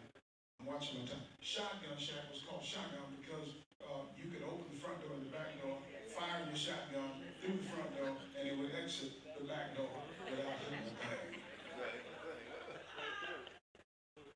And believe it or not, now I'm not talking about slavery, but I'm talking about just a few years ago. They kept newspapers and pattern paper. Anybody know what pattern paper is? Yep. They kept those on the wall. They put those on the wall to keep the wind from blowing through and from the water getting in. And Robert wanted to escape to the north. So the day we were leaving, ready to go back up north, my father pulls up to their house on the plantation. The plantation was one of those places where there's many rows of cotton, and there were so many shacks about half a mile apart. You'd see the slave shacks, same ones the slaves lived in, except it was a different arrangement. Now, I won't try to explain it, except that they called it sharecropping. But here's what you find as a secret of it. When we got ready to leave, my dad pulled up. We're all in the car, packed, ready to go. And he pulled up to Robert's shack, and Robert comes scuttling out the back door with a tattered old piece of luggage. And he comes around, and my dad gets out, and they put the luggage in the trunk. And Robert nestles in right next to me, and as he's doing that, there's a big cloud of smoke coming down the road. It's Mr. Bobby Joe. Y'all know who Mr. Bobby Joe is? Now, back in the day, they used to call him Mr. Charlie. But this particular Mr. Charlie was named Mr. Bobby Joe. And so he came, and this was 1961. He came down the road in his pickup, and he jumped out of the pickup with his shotgun and parked right in front of my dad's car. looked in at Robert and said, "Where you going, boy?" Robert said, "I'm going up north." Mr. Bobby Joe said, "No, you ain't. Get out of that car." Robert said, "No, I'm going up north." He said, "Get out." That went on 3 or 4 times. And finally, Robert said, "Let's go, Ike." That was my daddy's name. "Let's go." My father hit the pedal. The dust flew up. Mr. Bobby Joe stood there, spit back, and cussed. That was born right out of, come here, get a little close, get this, get this. This was born right out of slavery. We got to understand, when Abraham Lincoln declared, given the Emancipation Proclamation, that wasn't the end. The South, the Confederates, lost the war and then won the peace. Because while they had to say we were free, they didn't have to let us free. And so the trick was that Robert and his family had to pay Mr. Bobby Joe rent for that slave shack. They had to pay him for backstrap. They had to pay him for molasses. They had to pay him for that. And the reason why Mr. Bobby Joe could threaten Robert and tell him you can't get out is because of what he said as we pulled away. "You owe me." Truth is, you would always owe him. You would always owe him. And I'm sorry if I bother you in the sense of your politics, but all this stuff about small government, if it hadn't been for big government, our ancestors never would have been free. If it hadn't been for the war, we never would have been free. Somebody had to say, you're going to stop, you're going to leave them alone, and you're going to keep on leaving them alone, and I'm right here to make sure you do. Amen. July 4th, just a few years after emancipation. Well, it doesn't feel like a few years when you hear it. July 4th, 1910, that doesn't feel like a few years, but it was only a few. Jack Johnson, who was a heavyweight champion boxer, beat Jim Jeffries, who was a heavyweight boxer. Jack Johnson was black. Jim Jeffries was white. That day, July 4th, 1910, there were more than 20 race riots across the country. It led to what we now know as the Tulsa Massacre and the Black Wall Street Massacre. A couple of verses just for you to think about what took place. This is in Micah chapter 6, verse 8. He has shown you, O mortal, what is good. And what does the Lord require of you? To act justly. To act justly. And to love mercy. And to walk humbly with your God. Duke Quan and Gregory Thompson have written a book. The title of that book is Reparations. It's one of the most amazing books that I've read, and I've read hundreds. One of the most amazing books I've ever read. They make a case. But what they do, in addition to making a case for reparations, it's more than give us the money, give us the money. That's important. But it's more than that. What they do in their reparations presentation is make a case for why it's got to be more than money. Because what caused the problem, and what has caused the problem since emancipation, is supremacy. And what they put forward in the book is how important it is that we dismantle white supremacy. Amen. It's got to be dealt with. I mean, right away you know it. If you've never run into it, you just weren't looking. The reality is to understand it, not with a heart of hate, really don't be with a heart of pity, because anybody who thinks they're better than somebody else because of the outward color of their skin is ridiculous anyway. Number one, you're dumber than me. You're certainly less spiritual than I am. Quite possibly less educated. Anytime you think you're better than someone else because of the color of your skin, something's wrong with you. The whole problem is that we have not had the agency to be able to say that. We knew it. You knew it. You've been knowing it for years. You knew it. You knew that God was in you. You made your claim. We stood up. You knew it. You made your claim. You'd say things like, I'm blessed and highly favored. You'd say things if you were in the church, like, I'm going to be on top and never on the bottom. You said it over and over and over again. And it was a way of saying, I'm free. I'm truly free. I am free. A woman of God, a man of God. Let me just bring it to a close with this. I have a new friend that I met just a few months ago. Her name is Claudia Golden. Claudia is an economics professor at Harvard University. She's about to retire. She's a white lady. She did a study of the Civil War. And I just told you, she's an economics professor. So guess what her study was? The economics of slavery. Here's what her numbers told her. The slavery enterprise led to the Civil War.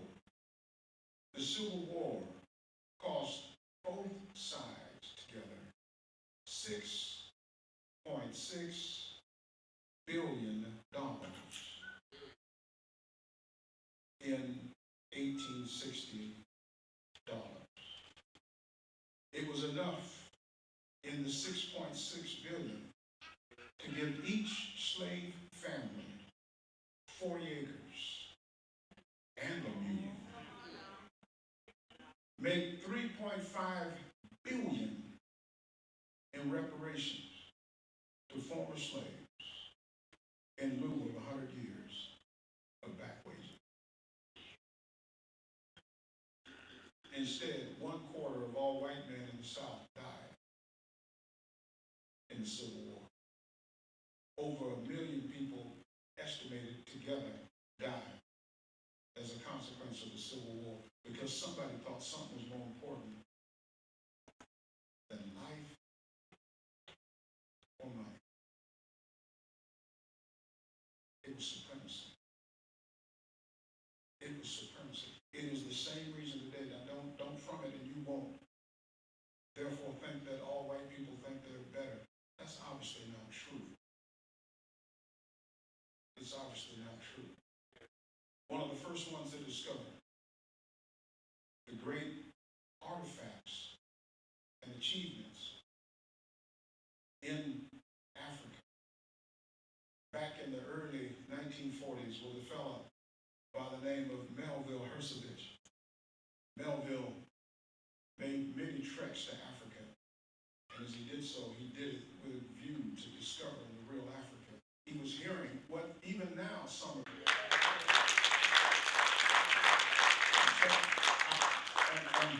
how many closes have I had already?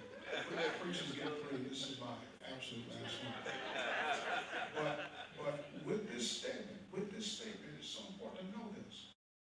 I love, as I pointed out, Senator Bradford and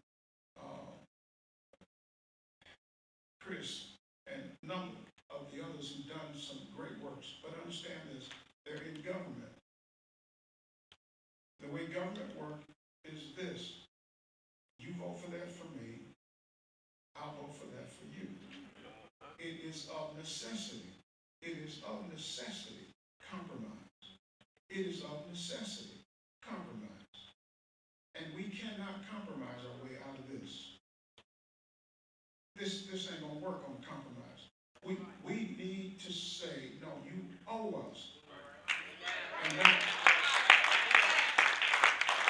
I'm not talking about beating anybody up. I'm not talking about destroying anything. I'm not talking about that kind of thing. But I'm talking about a surefire demand. man and take a stand. I'm not talking about writing every black person a check necessarily. I mean, I'll take one. But I'm not necessarily talking about that. What I'm talking about is seriously turning over what's owed us. And when you read that book I recommended at the beginning, it makes this particular caveat on that demand. Don't come back talking about, well, how you going to spend it? We're going to watch it.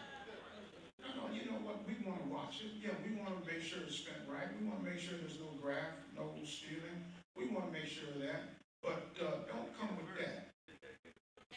Since we know what you done already did. I'm sorry, that's bad grammar, baby. We already know what's been done. We want to make sure things are done properly. We want to know that there is accountability, but we want to be a part of that accountability, and we don't even want to hear about you saying that maybe, just maybe, we won't do it until we are sure that you got it. No, you owe it. It's ours, not yours. Give me what you owe and stop talking. We've done it. Amen. The children of Israel walked out with their bags full. They weren't raggedy slaves going somewhere. They had, you saw it right there in the Bible, silver and gold. And still the Egyptians were glad to see them go.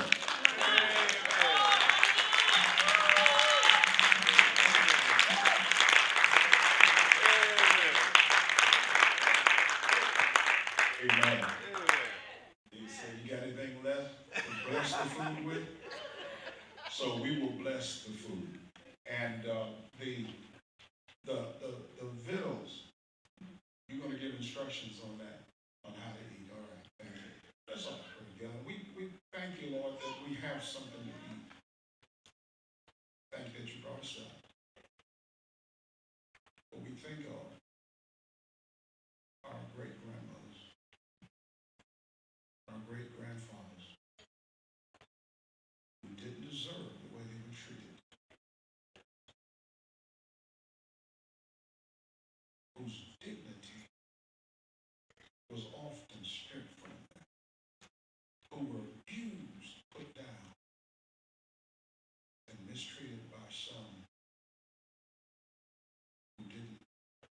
who weren't worthy to even tie their shoe.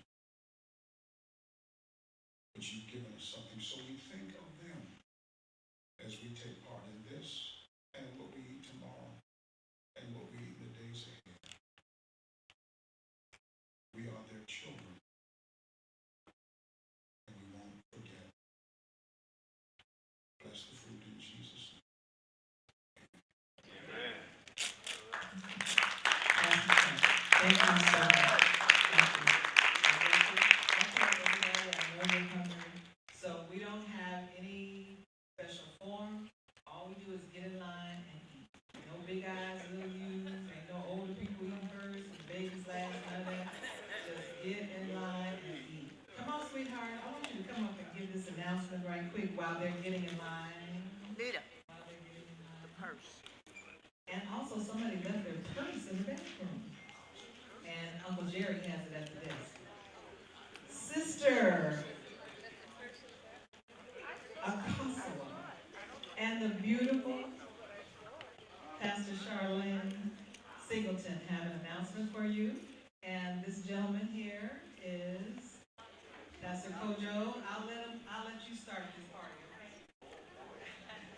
Lineage-based reparations versus race-based, and might I add, unconstitutional justice claims. Marcus, the people's champion, talked about their role as authors of AB 3121, history in the making. Average people, humble family man, beautiful husband. His wife sits right there, Natalie. We're just average people doing the will of God. Amen. Last but not least, Friday Jones took us down memory lane and showcased all the successful initiatives we had put forth in 2022 as a coalition of grassroots organizations. Amen. Next traveled all the way to Houston, Texas, and Galveston, Texas, for our first 4-day Wave of Freedom Juneteenth celebration, where on day 1, we held a welcome reception for our sponsors. On day 2, we took it to the streets, and we marched in Houston Mayor Sylvester Turner's annual Juneteenth parade. Later that day, the same day, we conducted a town hall meeting and served a traditional barbecue meal.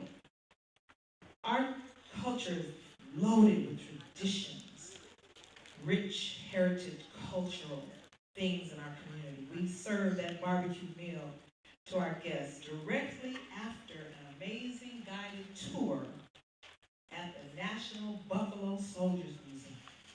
Day 3, we got decked and blinged out, y'all know how we roll, and celebrated together at the National Buffalo Soldiers Museum in their grand ballroom.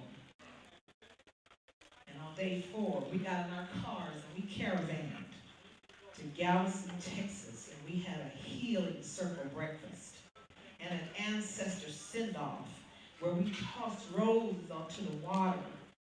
We called the names of our ancestors who built this nation with their bare hands and were never fully compensated for their labor and ingenuity. And to end that 4-day weekend, we were guided by Volunteer Council Managing Council Member Mike Brown and his family on a historical tour of Galveston, Texas, where we visited a church that was built by our ancestors as slaves. And we stood on the porch. You see that picture in the far corner. Mike Brown took us on this tour. We stood on the porch of the federal building where the Emancipation Proclamation was read to our ancestors who were slaves, letting them know they had already been free for 2 years, and it took them that long to get the news. Next slide, please.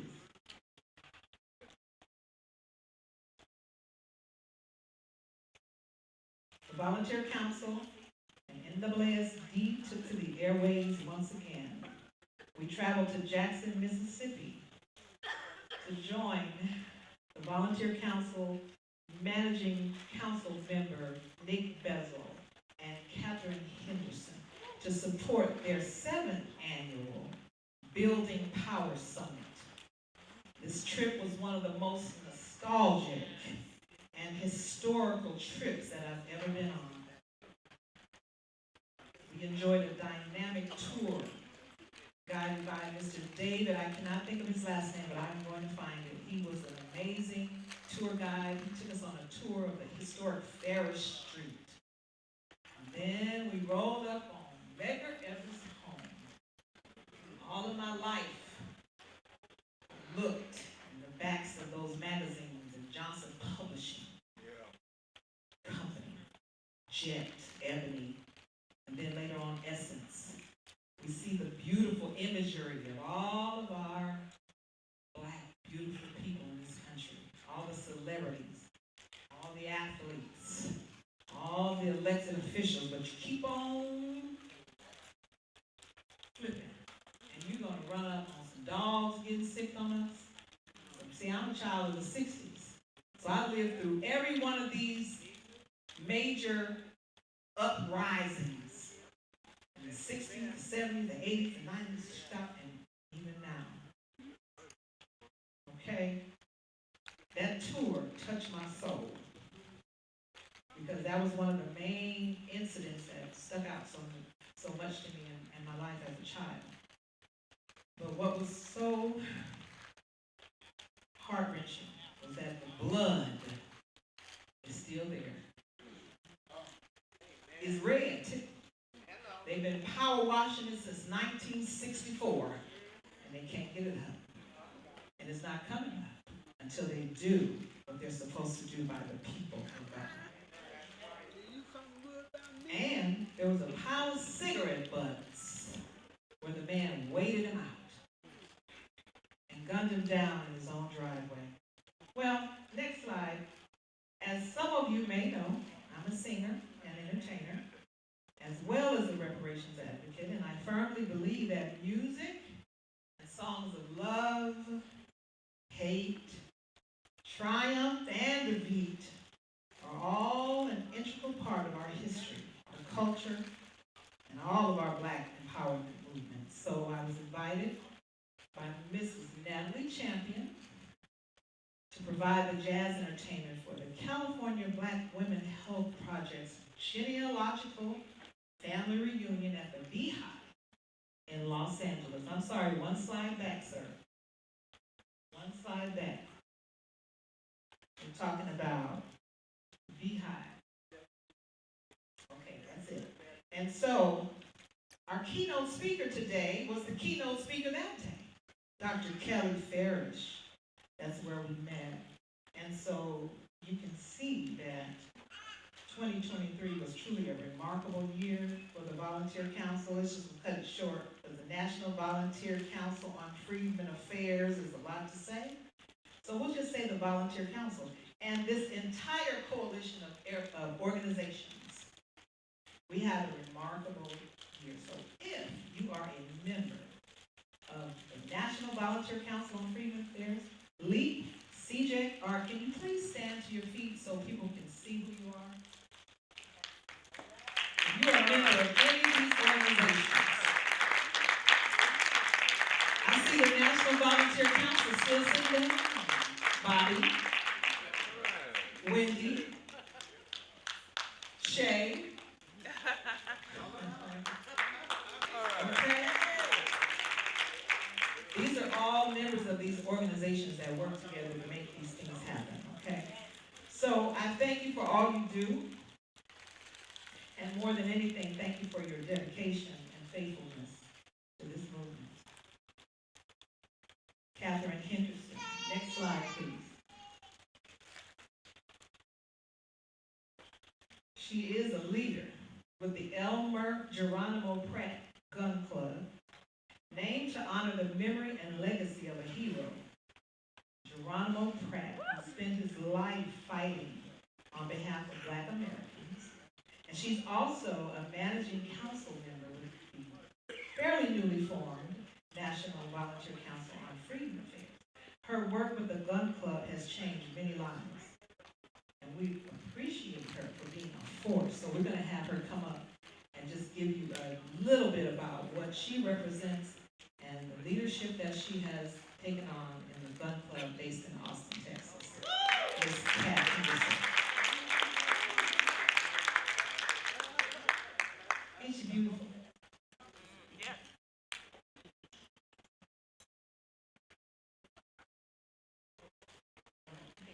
Thank you guys.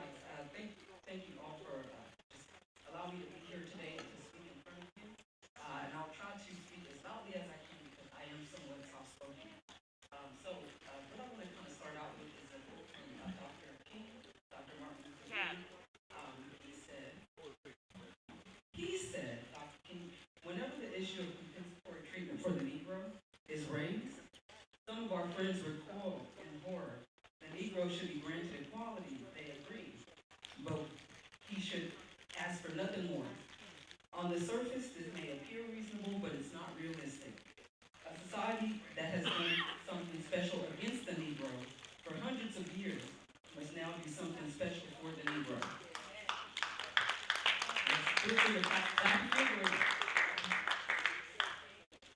Now, Dr. King also did believe in self-defense.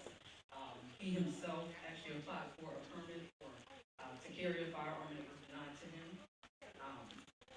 Also, let me go ahead and get to our Deacons of Defense.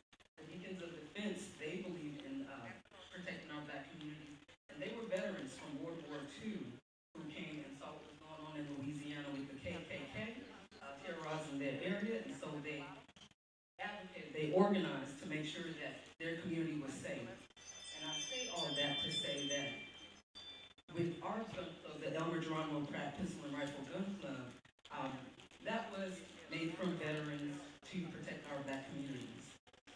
Elmer Geronimo Pratt himself was a veteran, and he was also a high-ranking member of the Black Panther Party in California, as a matter of fact. He was unjustly imprisoned for 27 years for a murder that he didn't commit, and coincidentally, it was actually Johnny Cochran, who was his lawyer, who helped get him free after all that time. Johnny Cochran himself, if you didn't know, he was an advocate for reparations, and before his death, he was actually organizing to sue the United States government on behalf of Black Americans for that, for reparative justice, for that reparations claim in particular. So we do hope to carry on the legacy of Elmer Geronimo Pratt, who spent his life advocating for Black Americans, and that's what kind of brings us here today. Across paths with Juanita and also other members of the NAASD, and we've just been connected ever since. Now, you may be wondering, again, just a little bit why we end up working together. And our mission with the Elmer Geronimo Pratt Pistol and Rifle Gun Club is to train Black men and women and children in the areas of responsible gun ownership, gun safety, and protecting our Black communities. So our bandwidth is far-wide, multifaceted, far-reaching, and that includes our reparations fight here. So some of the things that our gun club has done in the past, we've dedicated our time to educating our Black communities on firearm safety and training. We offer that free training wherever we are, and if we're not in your area, we will find somebody who can help train you. We also do a lot of initiatives, justice initiatives, and outreach campaigns. As far as our outreach campaigns are concerned, we are into the business of feeding and clothing those in need. Our homeless persons, veterans who may need assistance with hygienic kits, food, clothing, all of those things. We also provide security for those protesters who are advocating for their First Amendment rights, or exercising their First Amendment rights, and making sure that they stay safe throughout that. And I'm proud to say that we haven't had any incidents of violence towards any of those folks that we have protected while we're out there. Keep that record going. We also advocate against police brutality, and we build mentorship programs. One of our units out in Mississippi, they have an academy specifically for Black children to teach them Black history, because we know that we're not getting it in our schools these days, right? And we are also into disaster relief and, again, this political organizing and advocacy, which, again, brings us here. One of the things that I also want to just kind of touch on is our national justice initiatives. We are proud to say that we were able to get No Not Warrants banned in Killeen, Texas. We understand that No Not Warrants have been dangerous against our people. They've been used to target us unjustly, resulting in murder or resulting in death or imprisonment. And we're trying to get that overturned. Once we were able to get those banned in Killeen, there's cities in Texas that kind of followed suit. And so San Antonio banned No Knock warrants, Austin banned No Knock warrants, and our push was to do it statewide, eventually nationwide, but we're still working on that. Another justice initiative that we focus on is the Freedom Acres Veterans Program, and that is a program out of Colorado. You guys may have heard about the terrorism that was going on in Colorado with ranchers, farmers. Their farm hands were turning up dead, their animals were turning up dead. So they needed our help. We reached out, we connected. We're happy to say, since then, they haven't had any more incidents like that. And as a matter of fact, they've been vindicated. They had some false charges against them by the police authorities out there, and those charges have been dropped. So we're certainly happy to hear that, but there's so much work to do. We did end up creating a program together, the Freedom Acres Veterans Program, and this is to serve our Black veterans who are in need. And so we have partnered with them to make sure that if those veterans want a safe space where they can grow, they can learn skills, ranch hand skills, farming skills, they'll don't have that ability to, and after 2 years, they'll be able to get their own land. It's the partnership that we have with the boundaries, who are the ranchers out there. Another thing that we're proud of is the Operation Rolling Fork initiative. So there were some tornadoes out there, some horrible weather that destroyed a lot of the villages in Mississippi. So we were able to get those resources together and get out there and actually help the people directly. We're still partnered with the Legacy Village, which is a education center for Black children, and we support them in any way that we can. And Nita also touched on the 7th Annual Build and Power Summit, where again, we wanted to just kind of bring it back home to Mississippi, so that people could understand why we fight, why we do what we do. And so I know that there's a lot that we're missing, that I'm missing here. I'm not as eloquent as a lot of the folks who have stood up here before you, but I do want to let you know that when we get reparations, because we will, we're going to have to be ready and able to fight, because these white supremacists, they're not going to let us just have this money. They're not going to let us just have this and leave us alone. So we're already soft targets out here. We've seen this before. In South Carolina, that white supremacist shot up that church, killed all those people. At the Tops grocery store in Buffalo, New York, a white supremacist shot up all of those people, Black men, women, and children, soft targets. And so our goal is to make sure there are no more soft targets in our Black communities, and we will die to make sure that happens. We're going to continue to do our training and provide that training to everyone, and just try to get us safe again where we need to be. I really appreciate your time today, and I hope you enjoy the rest of the program. Ms. Pat Henderson, Captain Henderson, God Club, Volunteer Council, we're all over the place doing the work of the Lord. Catherine also was our 2023 Harriet Tubman Breaker of Chains, Mother of Change Award winner. When we were down there in her home state in Texas. All right. We're going to back up a little bit, and I just have a very, very brief award ceremony that I want to have really quickly. We're going to make this really quick.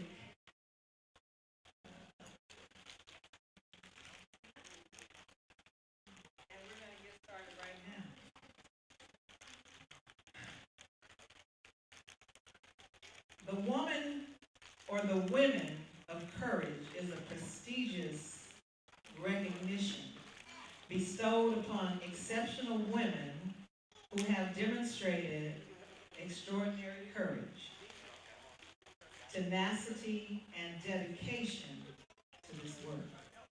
This award honors women who have made a significant impact by advocating for reparative justice, equality, and social change. This year's Woman of Courage is not only a phenomenal leader, although behind the scenes, an activist and advocate, but she's also my mentor and a personal friend. I cannot tell you how much she has impacted my life since we met in 2018. For your advocacy, Lori,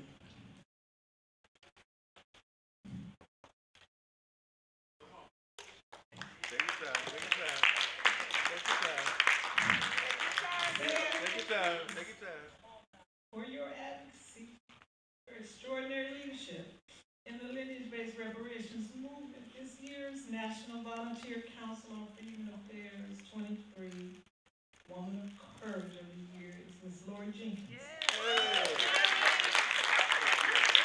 And CJ and Luke. Come on, baby. Come quick. Pastor Chuck, Mr. Charlemagne, please.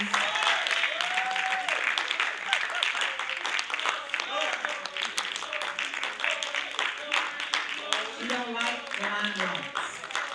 But when I tell you this is, I'm good, baby. I'm good, Uncle David.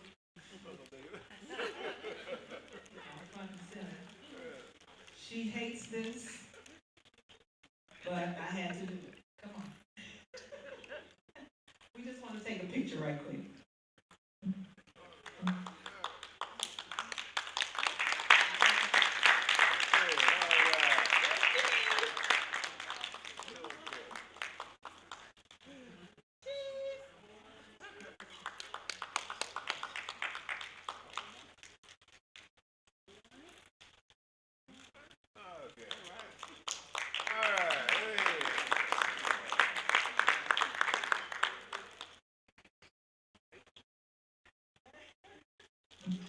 All right, and we're moving along. Thank you, Shay. Our beautiful Havana Black. No. The Men of Courage Award is a distinguished recognition presented to exceptional men who have demonstrated remarkable valor, integrity, and selflessness in their community. This accolade honors men who have made a significant impact by displaying bravery, boldness, leadership, commitment to justice and social change. For your outstanding social equity and human rights advocacy, Pastor Hawkins, Pastor Councilman Brian Hawkins, this year's Man of Courage. Come on up there. Come on.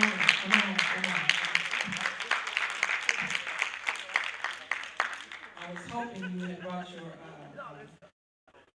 we can do this first and then you can do that right after. Let's take a picture.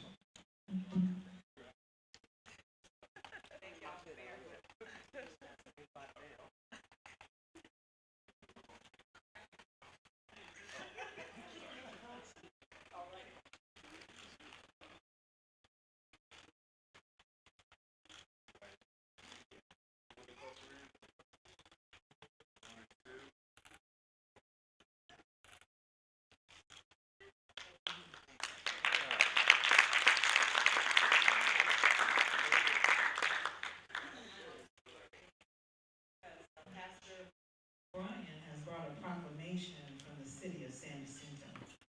And see, we need our legislators to start getting into this thing and helping us push this message forward. We cannot do it without the church, and we cannot do it without our elected representatives. Amen? Amen.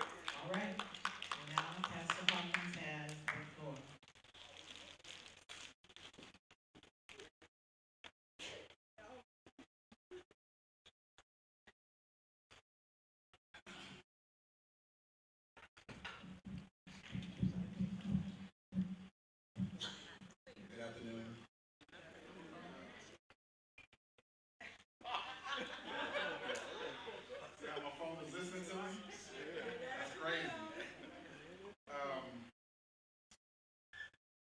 You know, it's important to make sure that we have our voices heard, not just in our community, but in politics. And if we're not voting for people that have our best interests, then we need to vote them out. I'm going to say that one more time. We need to vote them out. So if you haven't dropped your ballot off, March 5th, see, I wrote Shirley Chisholm's name in under the President of the United States. I made some people mad with that one the other day, but I put Shirley Chisholm's name in there just to young people Google her. Unbossed and unbothered. Yeah. So in my city, I would like to present with you guys this proclamation, one for Black history. And this is why it's important to have us in office. Listen to the wording of this proclamation that I drafted. It says, whereas Black history is annually observed across the United States in February to celebrate African American achievements, recognize the crucial role that they have played in the U.S. history, and to honor the generations of Blacks and American freedmen who struggled through adversity to achieve full citizenship in our society.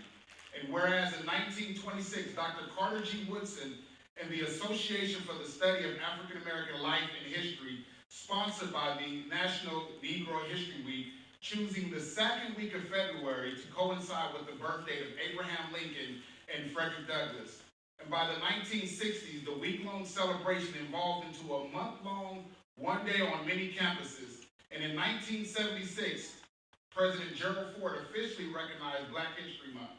And then whereas since 1976, every American president has designed February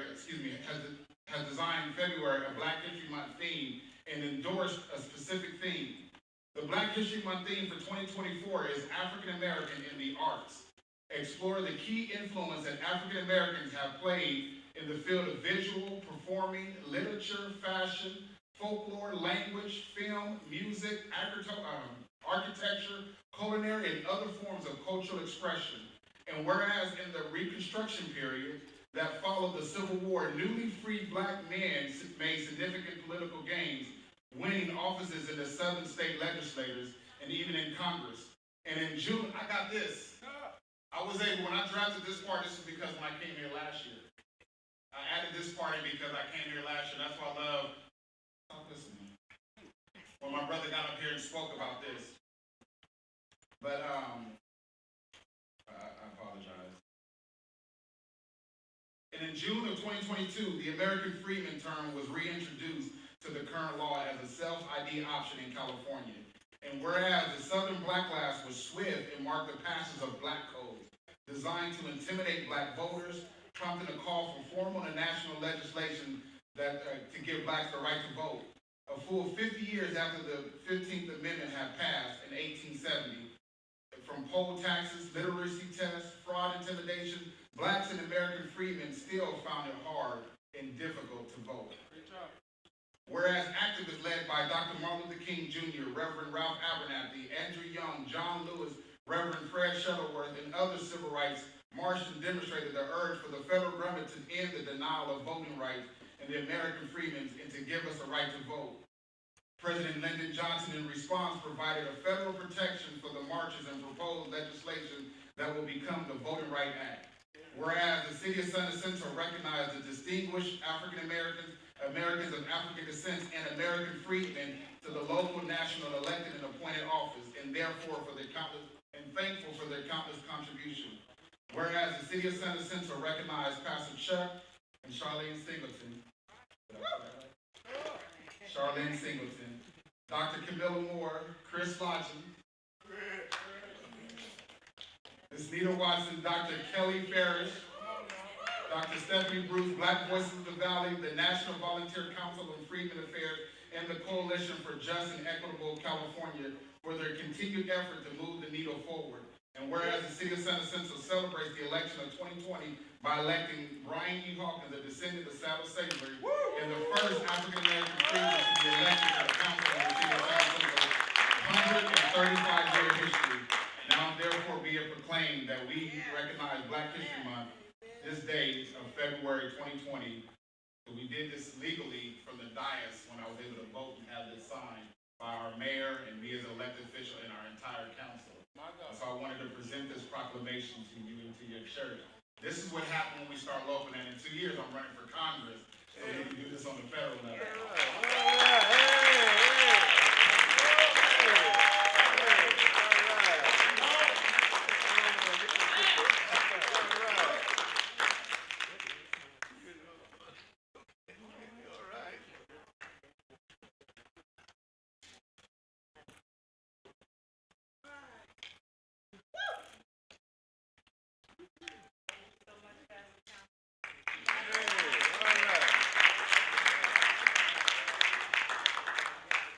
Thank you all so much. Thank you for you all being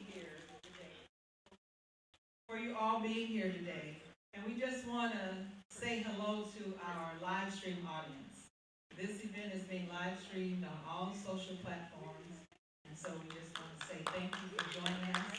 Thank you for all of you who have gotten out of your beds on Saturday morning to come and be with us.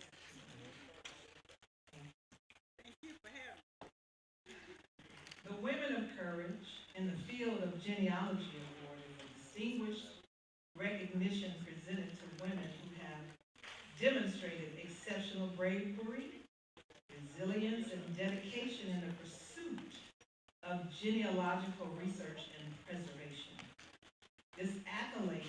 honors individuals who have made significant contributions to their field through their tireless efforts, innovative methodologies, and commitment to uncovering and preserving the rich tapestry of American freedom and family history.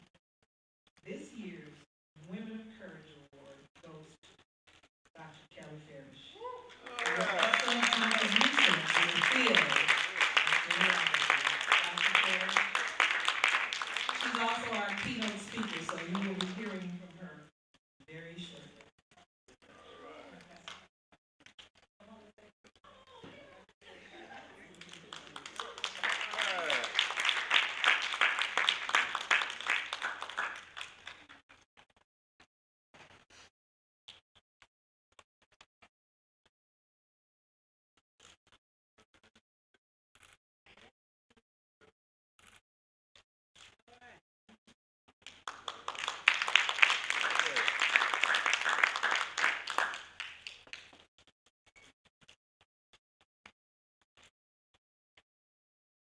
Pastors Chuck and Charlene, you've always opened your doors to allow progression of the visions that I came to you with. Back in 2019, 2023, and today in 2024. For over 20 years now, Loveland has been my surrogate faith family. This has been a blessed relationship from the start. Last year, when Friday and I could not make it through traffic to appear on your podcast, well, let's just say you all went on and did it yourselves, but you knocked it out of the park. It was the greatest show of pastors speaking like we speak that I've ever witnessed. And so we appreciate you. I've been visiting a long time. My friends, Jerry and Rochelle, you all have never made me feel like a visitor. And I love you, okay? So, ladies and gentlemen, put your hands together for the winners of this year's Social Justice Champions Award, Pastors Chuck and Charlene Singleton.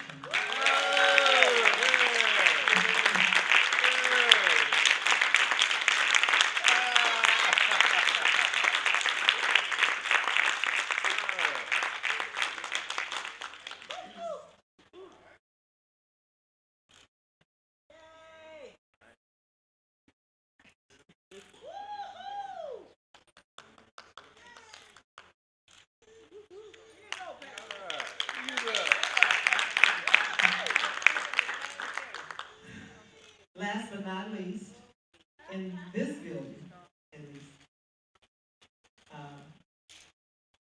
at the Volunteer Council, our mantra is, a life of volunteerism is a life well lived. Volunteerism is a very, very huge ministry, although it may seem like it doesn't matter. But the Bryant's unwavering dedication to fighting for lineage-based reparations has inspired others to follow in their footsteps. Their routine errands and outings often turn to canvassing opportunities. This couple keeps a supply of CJEX bill flyers. Do y'all know what those are? Do you know what a bills flyer is? If you haven't seen CJEX bills flyer, then you may not know really what's going on, because he keeps us educated about the bills that are happening in California. They keep them on hand. News and information around this fight for reparations for the descendant class is always a part of their conversation. Jerry and Rochelle, for your outstanding commitment and dedication to the reparations movement, and for being a solid rock in every area of my life. The Volunteer Council Shining Stars Volunteers of the, well, I wish I could cue the Earth, Wind, and Fire. The Shining Stars Volunteers of the Year Award goes to my brother, my sister in Christ, my confidants, true role models. I love y'all. Come on up and take a picture.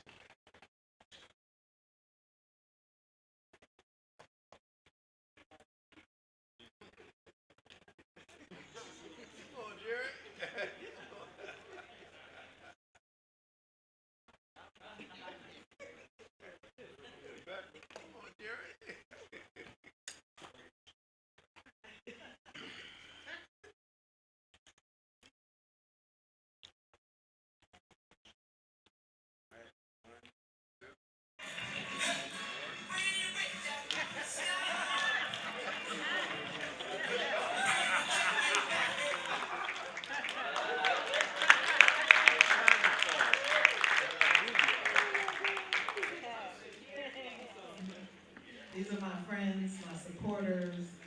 Oh my goodness. And I really thank God for each one of them. This is what is that right there? I missed one? Oh, they said that. Okay, got it. I'm like, oh, 1, 2, 3, 4, 5. Okay. The Distinguished Legislator of the Year Award is a prestigious accolade bestowed upon individuals who have demonstrated extraordinary dedication, commitment, and passion in the field of politics. Now, this award recognizes individuals who have made a significant impact on the political landscape through their principled leadership, advocacy, and dedication to public service. Senator Stephen Bradford has plowed uncharted territory his entire life and has exhibited an uncanny ability to work across the aisle. As he breaks new ground in the battle for reparations, he's doing what many didn't believe to be possible. The former marketing executive, youth coach, nightclub promoter, and record producer who launched pop-up mobile discos for holiday dances to help pay his way through college at San Diego State University and Cal State Dominguez Hills, has become the state Senate's impresario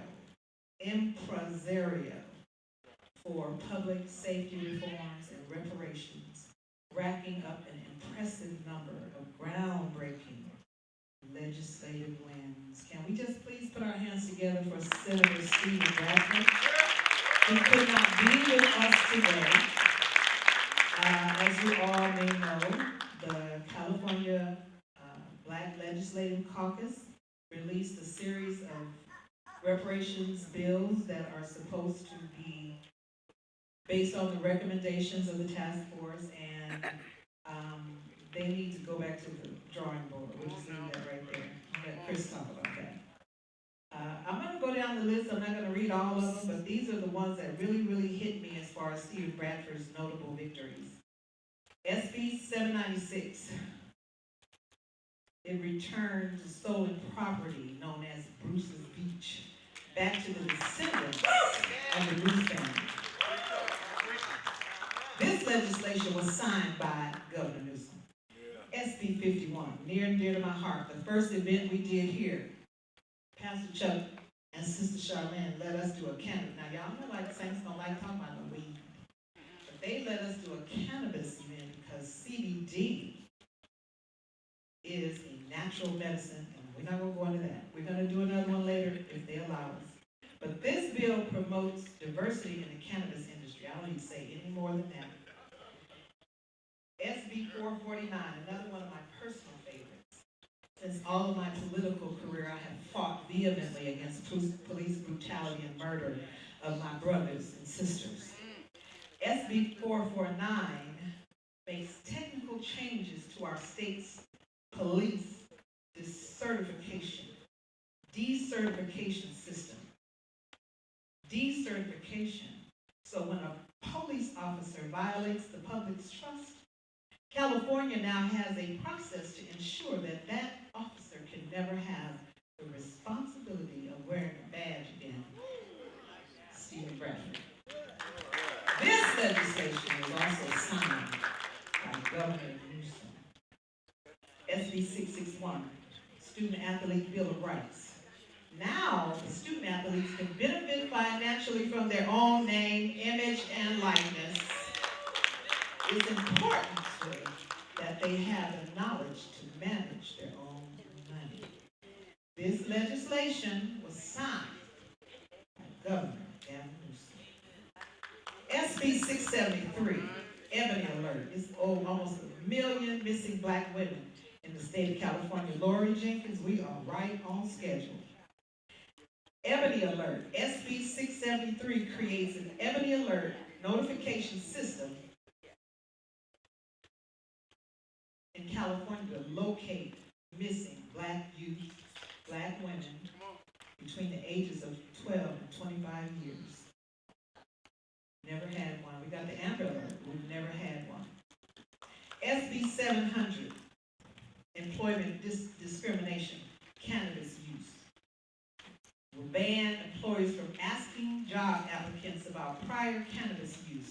during the application process. That's major. This legislation was signed into law by Governor Newsom. SB 490, Reparations Task Force, California, Freedmen, get my acronym right. California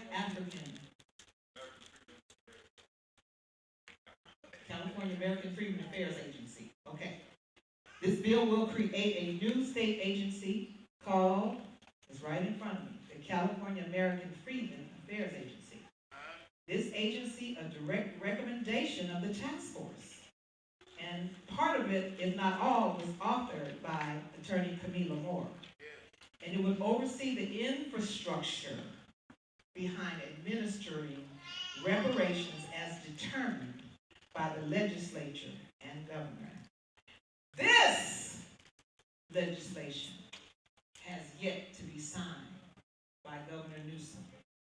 Every bill that I've read to you has been signed. I pray that he does not deviate from what he's already done as far as signing legislation. So I appreciate you all for listening, but this honor that is being bestowed on Senator Bradford, we accept it on his behalf, and it will be mailed to his office. So thank you so much for your time. Thank you.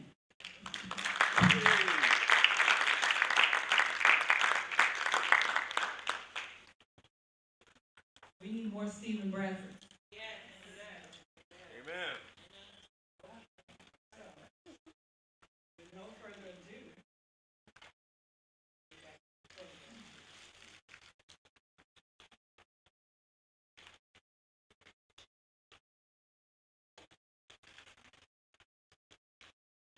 Chris Lodgson, lead organizer of CJ and the American Redress Coalition of California, ARCC.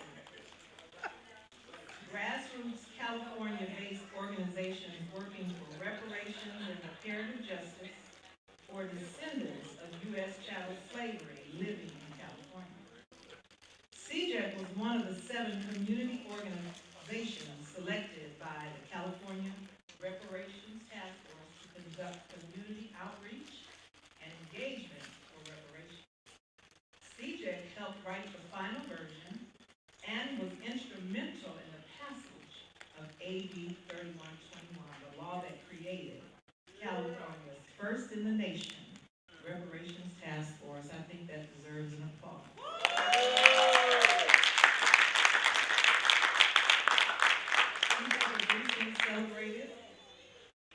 Recently celebrated the passage of SB 189, which they also helped author. And it makes California the first in the nation to require its youth agencies to collect data specifically for descendants of U.S. chattel slavery. Ladies and gentlemen, Mr. Chris Lodgson.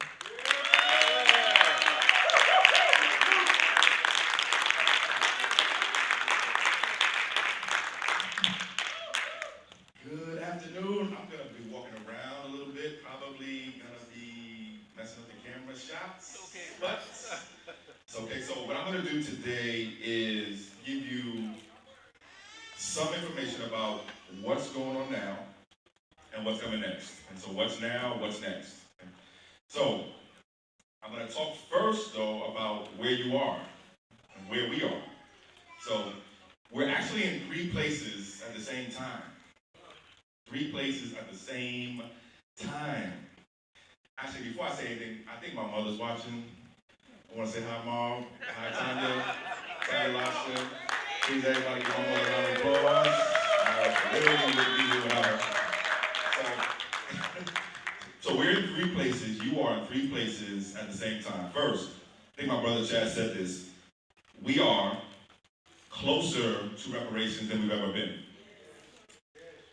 Closer to reparations than we've ever been. That's the first place that we are. The second place that we are, and you are, is sitting, living, eating in a history book. Each and every single single one of you, each and every single one of us is sitting and living inside of a history book right now. People are going to be reading and writing and talking about what we did now, 10 years from now, 20 years from now, 30, 40, 50, 100 years from now.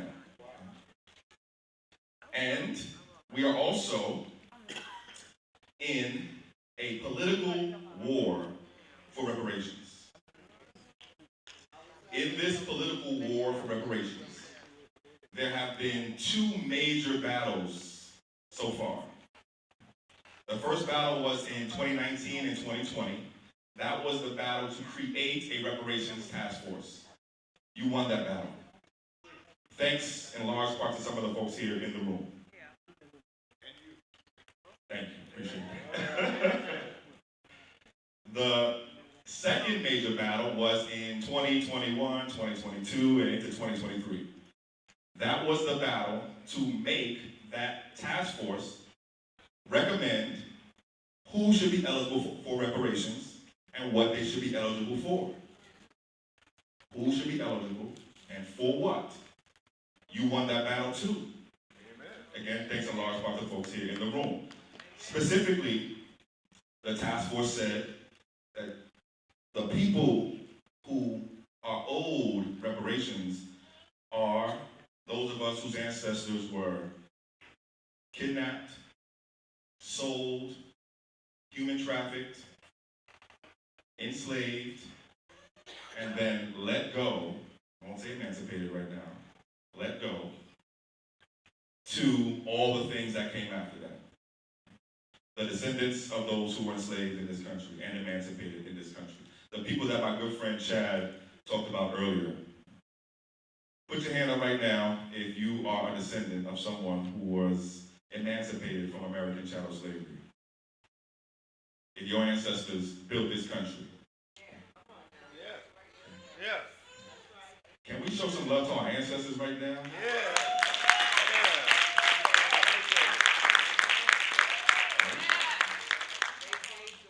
Right. So that's who would be eligible for reparations in California and for what? So the task force recommended that we be directly compensated for the stolen labor of our ancestors. 250 something plus years of stolen labor that we, because the government didn't pay our ancestors, that we get paid for them. So you won that second battle to make that a recommendation from the state task force. Right now, we are in the beginning of the third major battle.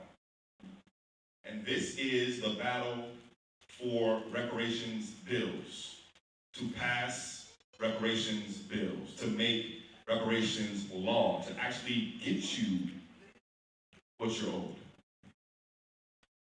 In this third major battle, there are some smaller battles starting to happen. I want to talk about one of those smaller battles right now. It's exactly where we are right now. This third smaller battle, third major battle, smaller battle inside. Let me get it right.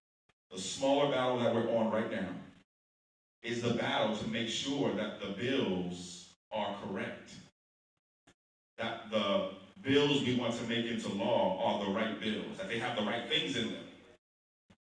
And there are some specific things that must be in the bills. Must be. First, it has to specifically be for the right people, the people that we just talked about, us. And secondly, inside the bills, there must be language that says we will be compensated. Something else that should be there too is a way for us to show that we're eligible for reparations, to have a place to go to apply for reparations, have a place to go to have our claims processed, etc., etc. So those things must be in the bills. And the battle, the smaller battle inside of this third major battle that we are in right now is the battle to make sure that the bills are the right bills. So, I have some good news, and I have some less than good news. What do you want to hear first? Yeah, let's start with that. All right. Yeah, we want to end on a good note. I understand that. Can I get the slide with the black woman whose face on it? If you get a chance to pull that slide up, I want to show folks that. And by the way, we're actually going to take some action today, here, live. We're going to take some action live today. So we're actually going to do something for reparations now. So if you can pull that slide up, that would be great, because I want you all to take some action with me right when the slide comes up. So while the slide is coming up, so I want to set this up a little bit for you, because it's going to make more sense if I set it up for you. So what's important to know is that when we moved from the second major battle to the third major battle, the idea was that our state legislators, specifically our California black legislators, would take the ideas that the task force gave them and turn those into bills to do reparations and then reparations law. So that was the idea. That is the idea. So the second major battle, we move to the third major battle, and the idea is that the bills that we're going to have for reparations are going to be based on what we want in that second major battle. So the less than good news is that in the bills that we were presented with from our black legislators over the past, just very, very recently, past few weeks, they are missing something very important. They're missing the language that says we will be directly compensated. That's missing. Right. The money is missing. The money is missing. So, you know, our ancestors worked for hundreds of years, were not compensated at all. We are owed what they didn't get. We are owed what they did not get. It's not just a question of right and wrong, as we just were kind of saying, right? We're owed what they didn't get. It's a matter of right and wrong. Okay, so I don't think we're gonna have the slide, so no worries at all. So I'll give you some information about how to take some action before we end. So it's not just a matter of right and wrong. Yes, our ancestors deserve to be paid. They weren't. So we, standing in their place and in their shoes, deserve the compensation that they're owed. It's also a matter of reality. I think my brother Chad mentioned some of this too. So right now, too many of our people, and for me, one is too many. Too many of our people are on the streets, sleeping on the concrete, in tents, in bags, in prison. I heard somebody say. Too many of our people, and one is too many, are suffering. As my brother Chad mentioned earlier, we are on, right now, the wrong track economically as a people. We're on the wrong track. So, it's not just a right and wrong. Yes, we should get what our ancestors didn't get, but it's also a matter of necessity. Our people are suffering now. Now. So, what is missing, one of the things that's missing from what we were presented with is the money. So, the reason that we were told very recently that the money was missing was two reasons. So there were two reasons. The first was we don't have the money, or we can't afford it right now. We were told California has a budget deficit. $38, $40 billion, and so we can't afford to pay you back the money we took from you right now. We have your money, but we can't give it to you right now because we have to spend it on other stuff. So that's the first reason that we heard. Let me help you understand how to fight that verbally. So California every year spends about $250 billion. Our state budget is close to $250 billion, so about $250 billion. Say that again. Our state has a budget. We spend almost $250 billion every year. We have the 4th largest economy on planet Earth. The state of California's economy is the 4th largest economy on the planet. Our economy is bigger than almost every other country, our state's economy, except maybe 3. And one of those is our country. I don't want to hear, and we don't want to hear, that you don't have the money. I don't want to hear it. We have the money. We spend, as I said, about $250 billion every year. We have the money. So, that's the first thing we've heard.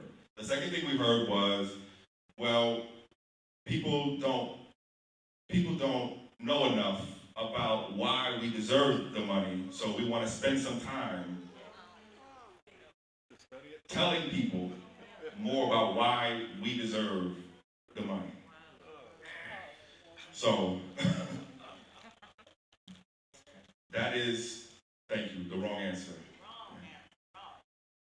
Our people, we understand why we deserve and need the money. Gotcha.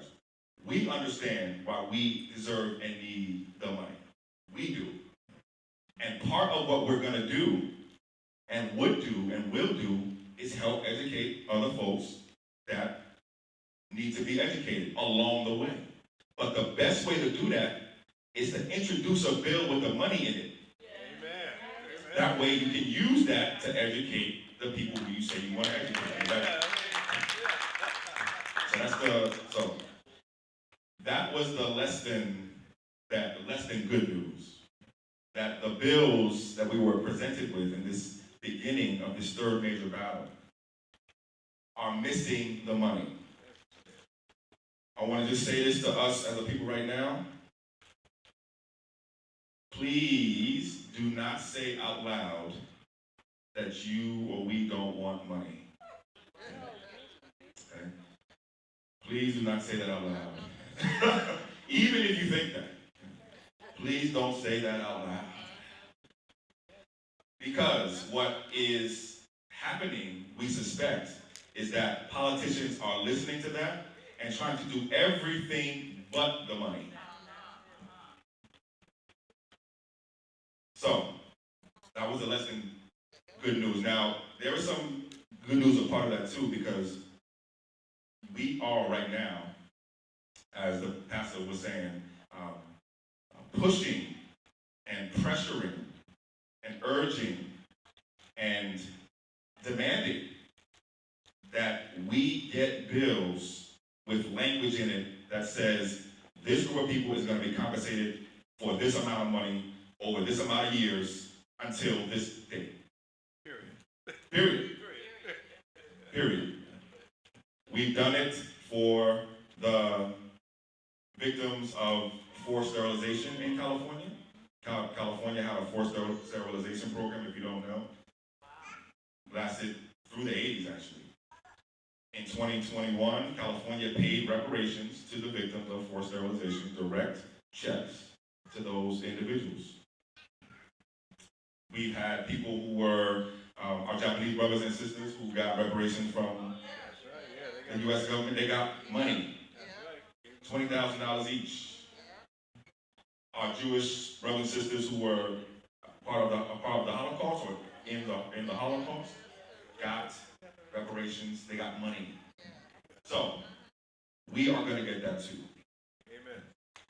The good news, though, is that, remember what I said, that we also need a place to go to apply for reparations, to show that we're eligible, to have our claims and payments processed.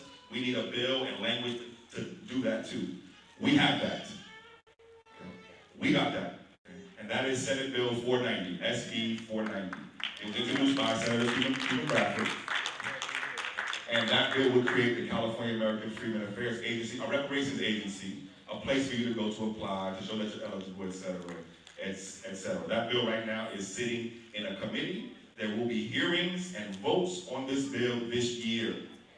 So, every single one of you, every single one of us will have an opportunity to tell our state legislators, tell our state senators, tell our state assembly members to vote for that bill. On our website right now, we have a call to action page, where if you go to that page, cjec-official.org, you click 2 buttons, it will write the email for you, find your state senator and your state assembly member for you, you push the button one more time, and you send it to all of your state senators and to the California Legislative Black Caucus, and tell them that we want a bill with money and that we support Senate Bill 490. So, I'm going to wrap up here because I want to respect time, but I want to leave you with just one word of encouragement. We're going to win this third battle.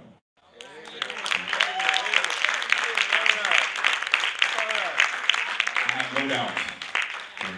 I have every confidence. These next few months, though, are going to be bumpy.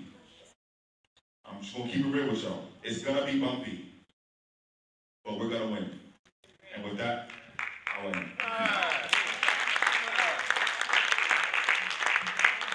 Thank you so much, Chris. I apologize, you all.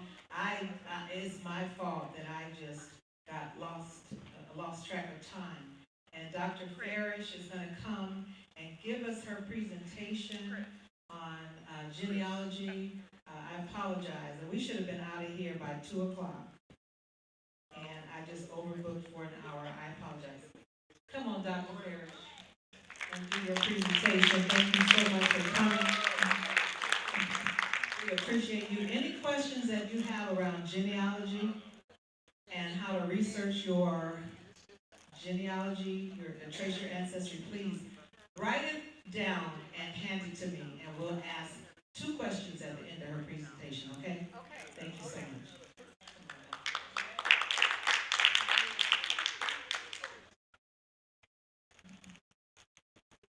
Can you all hear me? With your hand? Like microphone hear me?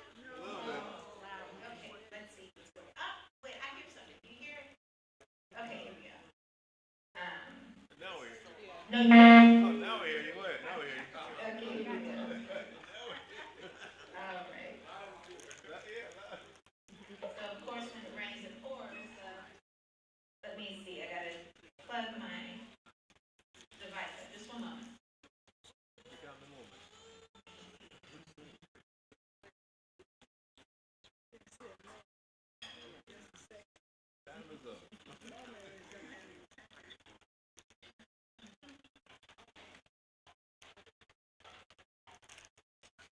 Okay, so I'm going to just start off by telling you who I am. Should I stand someplace else so it doesn't? That's good. That's good, okay. All right. Let me put this aside for just a moment. Okay. Huh? Is this okay? Do I go over here? Do I go over here? We can hear you. Okay, cool. So, I am a genealogist. We exist. It's a whole profession, and there's not enough of us doing it. The art of genealogy is studying your family's history, generation over generation, and documenting it, and finding the documentation of it. In the African American community, we use what's called an oral tradition, and that is how we pass down our family lineage. And there's this really funny meme that's on Facebook where someone is trying to figure out how their second cousin is related to their fourth cousin, and Aunt Iristine is the second cousin to, that's the way we figure out our family ties. But what we have to do is begin the documentation of those ties. And that is where genealogy comes in. And that is what this bill is asking you to do. So there is a portion of this bill of the Reparations Task Force. They fought very hard to create the class. Well, who is going to be the class of people that receive this benefit? And there was a huge debate. I don't know if you remember this, but it's still a point of contention. Will they be just black? That means that if you look like me, whether or not you actually had the experience that composes my DNA, because so that you know, African Americans, if you go to 23andMe, they have a white paper. And this white paper discovered that African Americans have a different DNA signature than any group in our diaspora, which means that when you get your DNA done, and you can tell if you've ever done an Ancestry or 23andMe, they'll tell you that you've got so much percentage of Nigerian, so much percentage of Benin Togo, so much percentage of Cameroonian. Well, how is it that they're able to determine between these groups of people what that particular DNA signature is? It's because they are a people that were on a particular land that had a particular experience, and that is what makes their particular culture and ethnicity. And that is the same way African Americans are also described. We are a particular people. They took us from very different parts of Africa. If you look at the Western Horn of Africa, that's where most of us are from. You will see that it's very far away from the eastern side of Africa, or from South Africa, or from North Africa. Africa is huge. So when we came over here, it wasn't that they put all the Cameroonians together, or all of the Igbo together, or all of the Yoruba together. They put us all in different, they put us all together, and we were not allowed to use our language. So we intermixed just amongst black people, just amongst Africans. And it was a mixing that was not taking place on the continent itself.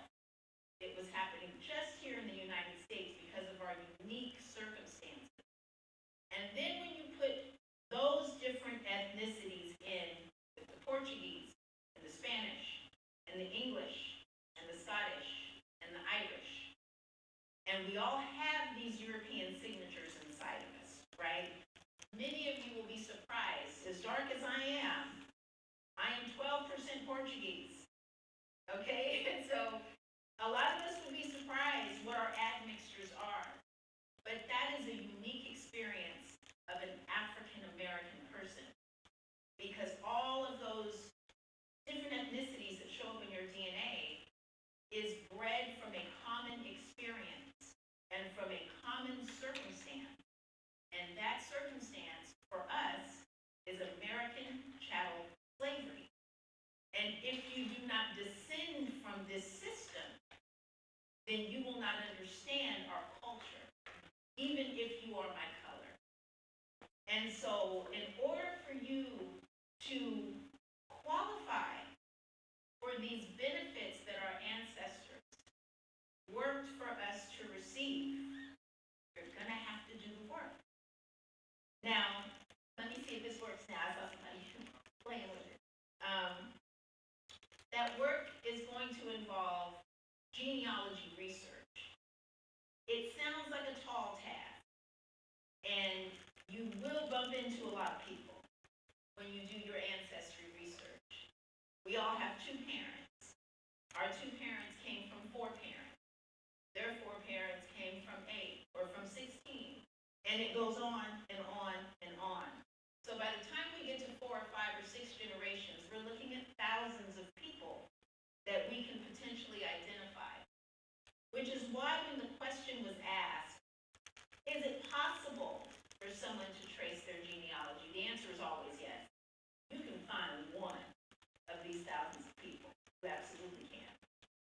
Now, there are going to be pitfalls because of the way African Americans were treated in the United States. Hey, look at that. All right, okay. Small victories, right? But because of the way African Americans were treated in the United States, there are barriers to being able to get all of this information. And the barriers are in the recording of the information. So this is a census in 1869. Don't let them tell you that they don't count you. If the United States can collect a tax from you being alive, you will be counted. You are there, and your ancestors are there. In fact, in 1870, if you did not show up for this census, you were fined by the marshal. He was the one that conducted the census. So you absolutely will find your ancestors there. Now, there are going to be some pitfalls. One of the pitfalls I found, I've been working with for the past couple of weeks. Someone came, so I am a genealogist at Ancestry.com, and if you go to hire an expert, if you ever get tired, because Ancestry will have you do it on your own, they'll give you all the tools, but if you ever, like, I've given up, you can hit hire an expert. If you scroll down that list, you'll see me down there. And I am a research manager for the southern half of the United States. So you're going to bump into me if you ever try to get your genealogy done anyway, on a national platform. But one of the things that I discovered, I had someone who could not get past the 1910 census. And we were looking everywhere for these people. But then something dawned on me. They had ancestry coming out of Oklahoma. Anybody in here have ancestors in Oklahoma? Oklahoma, Oklahoma, Oklahoma. Oklahoma wasn't a state until 1907. Who had it? Anybody? When they had the Native Americans leave all of their land east of the Mississippi, where did they send them to? Where? Oklahoma. They have been in Oklahoma since the 1830s. Okay? Now, if you have ancestors that descend from Oklahoma and they were enslaved, who were they enslaved by? Who said it? The tribes. The 5 civilized tribes. Right?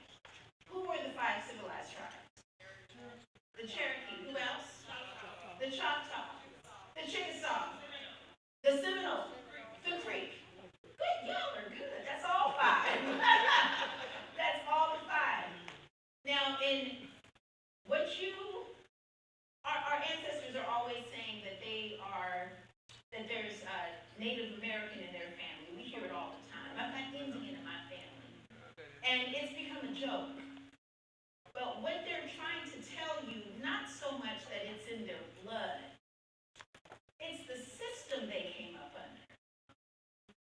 We're Americans, aren't we? We don't have to be a particular ethnicity, or we don't have to have a particular race to be an American. We're just American. Because this is the system that we are under. This is the political system. We have the culture of Americans. We eat apple pie. Sunday we're watching the 49ers and the Chiefs and Taylor Swift and everybody else. So we do everything everybody else does, and we don't have to look like them. So when your ancestors, or when your grandmama, when your great-grandmama is saying that, you know what, my grandmama was Cherokee. She could have been black like me. But that's the system she came up under. So in 1866, when the Cherokee, the Choctaw, the Creek, the Seminole, the Chickasaw fought with the Confederacy, listen to me, when they fought with the Confederacy because they owned slaves, they had to free their slaves too. It wasn't just the South. They were under the same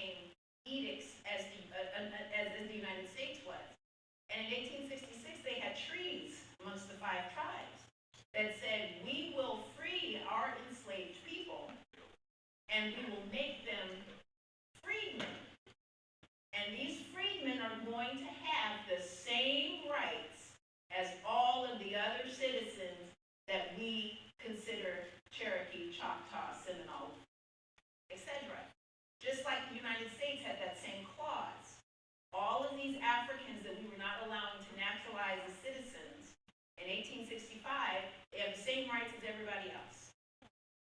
What the natives decided to do was institute a one-drop rule, or a fourth rule, or a native by blood rule. And so I'm looking for these people in Oklahoma thinking, why can't I get past 1910?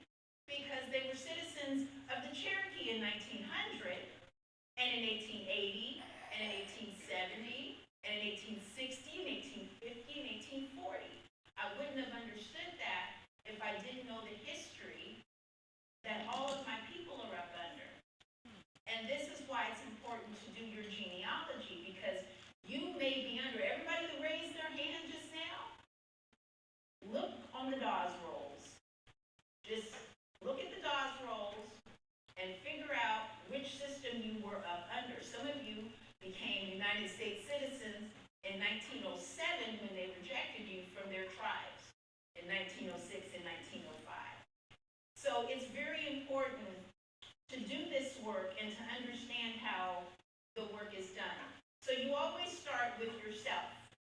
And if you are too young, I am, I'm not going to say how old I am, but it's old enough. I'm not in the census yet. But if you were born before 1950, then you're going to be in that census. Some of you in here might have been born 1950, 1948, 1949. I don't see anybody who looks too old. But if you aren't comfortable taking yourself through that, then you're going to look at your next generation. So you put your mother's name, and you check to see if you can find her in the 1950 census. The 1950 census came out in 2022. Every 72 years, they release the next decade census. So we won't see a 1960 census maybe until 2032, if I have that math right. But that's when you start to see that next census. So right now, what's available to us is 1950, 1940, 1930, 1920, 1910, pause. My Oklahomans, check to make sure that some of those stories are correct or may not be correct. Check the Dawes rolls, my African American brothers and sisters, okay, because you are there. And then when you do, you apply for citizenship in those tribes. The Cherokee freedmen just won their case in 2017 and said it was unconstitutional to put a blood rule into someone's citizenship. Nobody else does it.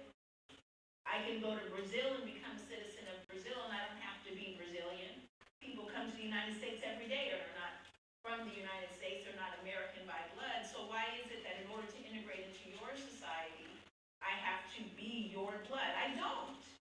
And so go and check that out and do your applications, and that's another reparative, but that we'll talk about that later. But that's just another part of reparation, okay? But you have to understand that history. And then from 1910, once you get to 1900, you can pretty much guarantee that you are a descendant of American chattel slaves.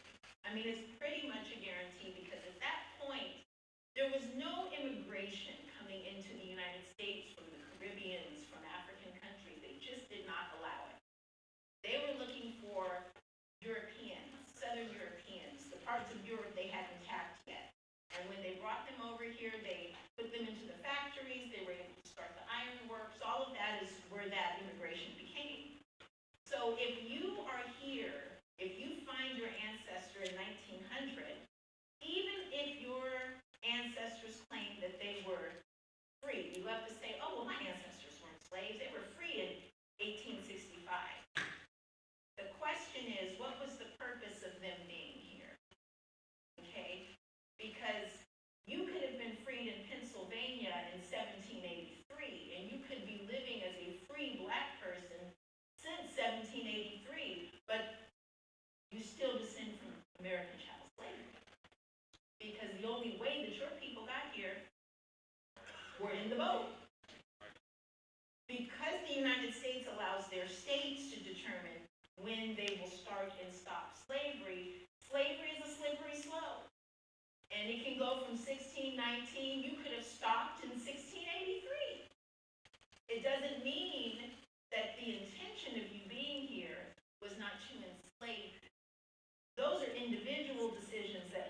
by good folk that said, you know what, I don't need, it's wrong that I'm enslaving you. I actually like you.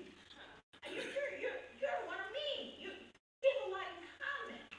I would rather see you free. You're probably more productive free than you are up under me. And so you had different states make that decision. Massachusetts, Pennsylvania. They stopped slavery before the 1800s. That's why we have this huge free class of African Americans that are starting the AME churches and the Baptist churches and the Methodist churches up in Pennsylvania. So you would need, even if you look in your genealogy and you say, hey, I can still see my ancestors in 1850 because we could not be seen prior to 1870. When you were not a land-holding white male, because you have to remember, we came from the British. We were a feudal system first. And the feudal system is where you've got one landlord that takes care of everyone on his plantation or in his ward. And that meant his wife, his kids, anybody that didn't own property with him, he was responsible for paying taxes on those people and making sure that they were being productive, but productive to him. That's that small government that we were talking about earlier. Having government small means that he gets to make the decision. And the government doesn't want to talk to anybody but him. So they only want to know who he is. So when you look at the census, passed from 1840 to 1790, poor white males are not in the census. If you were a white male that did not own land, you too were not counted. They only counted the ones that were landowners because those were the ones that were going to be taxed. And then if you were to continue to go down the line, white women and children, white children, they didn't show up until 1850, right? So we're first seen in 1870. And that is the litmus test that we've used, or that I suggested, and I didn't say this before, but I gave the genealogy opinion to the task force during the hearing. And I told them that I thought that it made more sense, well, not necessarily that it made more sense, but that if you wanted to go lineage-based, that the three prongs that you should look at are those that can trace their lineage back to an 1870 ancestor. That means that they're just coming out of slavery. Slavery ends in 1865. 5 years later, you see their household. And more than likely, there's an adult in that household. If there's anybody in this household over 5 years old, they were enslaved. There's your person. There's your person. If you cannot identify that person, you can identify them in the 1880 census or the 1900 census. Even though this was not mentioned, I'm going to put this in there. You might also want to check your DAWS rolls. I keep going back to this because I'm in the middle of this project right now, and I am floored because you hear a lot of people tell you, I cannot get past this census or that census. And we keep forgetting that we are a nation within a nation. We have some other nations here that live among us, and they have their own rules and regulations, and we, because we deal with everybody, nobody's come to the United States and has not had a Black experience. So they know us too, and we've been in their inventories too. So make sure that you check that, because that vexed us for at least a week. But make sure that you go back to that. Let me see if I can, because I have to do my presentation a little quickly. I'm from the Bay Area, so I got to take a flight back to Oakland and drive to Antioch. But this is another census that you will look at. This is the Alabama state census in 1866. All of these people here, now here's another thing, that this is a little bit off topic, but I heard some young people in here. You guys got to learn cursive. Parents, don't let your schools convince you, because how can they read this if they don't know cursive? These are their folks. Okay? Don't let them convince you that that is a lost art. It is not. Okay? All of these documents, it's bad, because these census takers were like, I gotta go to the next house. They're writing their cursive and they're writing it quick. So you have to be able to see that this is Julia Keller and be able to read that. You have to know that back in the day, they made 2 S's. If somebody's last name was Burgess, it's going to be spelled Burgess. They didn't put 2 S's together. That's not the way they wrote. But you won't know that if you don't know the rules of cursive and writing and all this ancient stuff that we stopped doing because we get these nice computers that can't do that we can't get slides right on, right? So keep your handwriting. Let me go. Let's look at some other things here. I'm going to just take control of these slides real quick. Hold on. There's a couple that I want to show you. So we have the Freedmen's Bureau. The Freedmen's Bureau is important because that is a record of our work contracts after we were freed.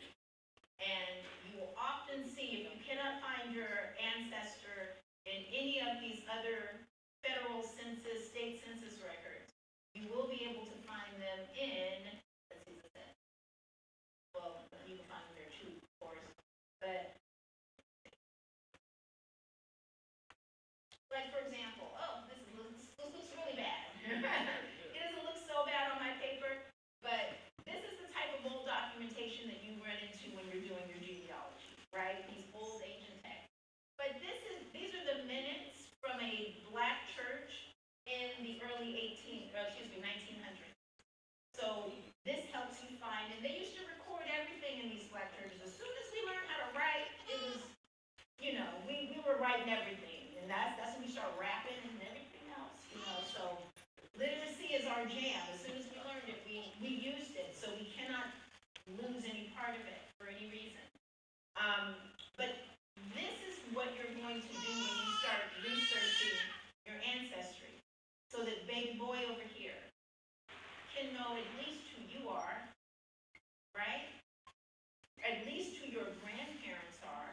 How significant would it be for a child, 2 years old, to know someone who was born in the 1940s? Doesn't that sound young right now? But it doesn't to someone who's born in 2024. Okay, you know somebody who was alive almost 100 years ago. You have history in your family. But we can go further back than that. And in order to qualify for anything that Chris Loxton is talking about, you're going to have to put in the work. You'll either have to hire somebody like me, or you'll have to go on a website like this. There are now Ancestry, you're going to pay Ancestry, because Ancestry's put some things together here that makes it very easy. They are the Google of genealogy. There's also DNA testing. I mentioned DNA before. What you don't find in documentary evidence, you can find by matching with other people. Because if you know your grandmother, and you and I are cousins, then I know my grandmother too, right? Because in order for us to be cousins, we share a grandparent. And then you have to know your cousin relationships. There's something called a cousin calculation. And this is where you get into your 1 and 2 generations removed. Oh, she's my third cousin, 1 time removed. What are you talking about? So the number of your cousins are directly correlated with your grandparent. So your grandparents, if you share a grandparent, that's a first cousin. If you share a great-grandparent, it's a second cousin. If you share a great-great-grandparent, which is a second great-grandparent, then that is your third cousin. You share a third great-grandparent, that's your fourth cousin. You share a fourth great-grandparent, that's your fifth cousin. Ancestry can take you back to about 8 cousins, which means that that's your 7th grandparent. We're looking at taking you back to the 1700s, depending on how long your generational lines are. Because men can have babies until they die, right? You can be an 80-year-old man, Robert De Niro, and have a baby, and that's a huge generational line. This child's grandfather was born sometime in the early 1900s or the late 1800s. And he was born in 2023. So it all depends on what your generational lines look like. But this is what we collect in the tubes. It's spit. When you eat, the DNA that they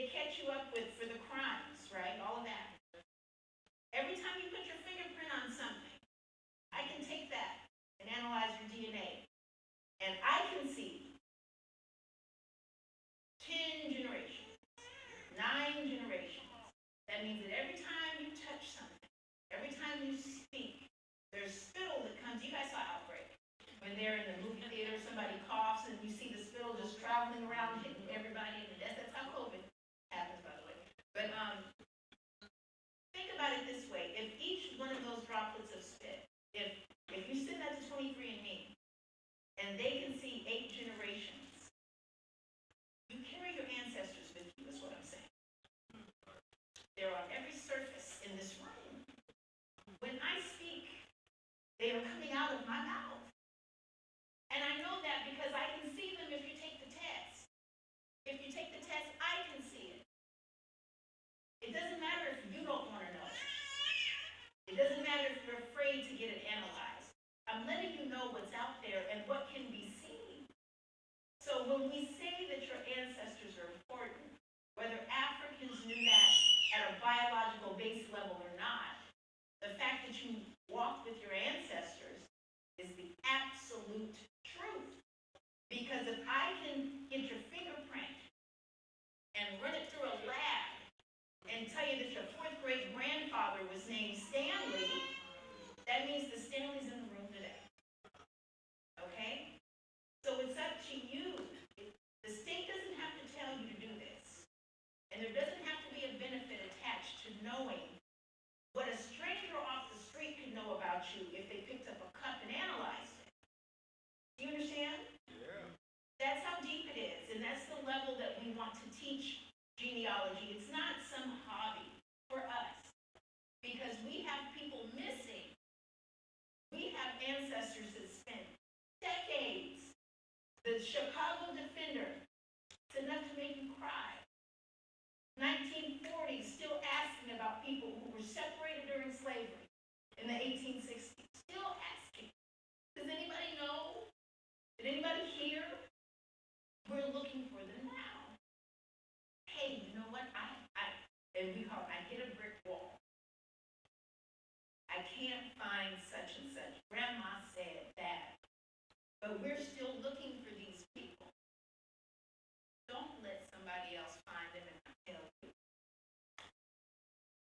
Don't let somebody else tell you who you are. Please. That's why they call us Black. That's why they call us what they call it. Because we don't call ourselves. You see what I'm saying? So this is my genealogy talk. It's not going to be a lot of slides because really my message is in correlation with what we're doing. And what we're doing right now is we're trying to arrive at a benefit for the descendants of American chattel slavery. Slavery ended in 1865. So in order for you to know who was enslaved in your family, you're going to have to tell us. You're going to have to tell us. We can't tell you. And even if we were to get reparations, could you get a check cut if that were the requirement? Could you get a check cut now if the requirement was to identify an enslaved ancestor in your family? Yeah. If who said yeah? All right. All right. Could this baby get a check cut? Huh? Right. Because if you're not connected to his parents, because we've migrated, most of us have family from the South. When I go to family reunions, I'm going to Texas, I'm going to Alabama, I'm going to Louisiana, I'm going to Arkansas, right? Those connections are not down the street anymore. So-and-so don't live up the road. So this baby may not know his great-grandfather if they're from Alabama and he's out here in Los Angeles. You understand? And when you find out, we have to document. We love oral story, but you play telephone. You know how it works. I can give you a message and it end up being something completely different when it gets over here. So you have to write it down. And you start doing that. They got all these books. You can go to Barnes & Nobles. They're cute too, real pretty. Got little family trees on them and everything. Fill them out. Do these things because you will be very upset when you see your friends cashing the checks.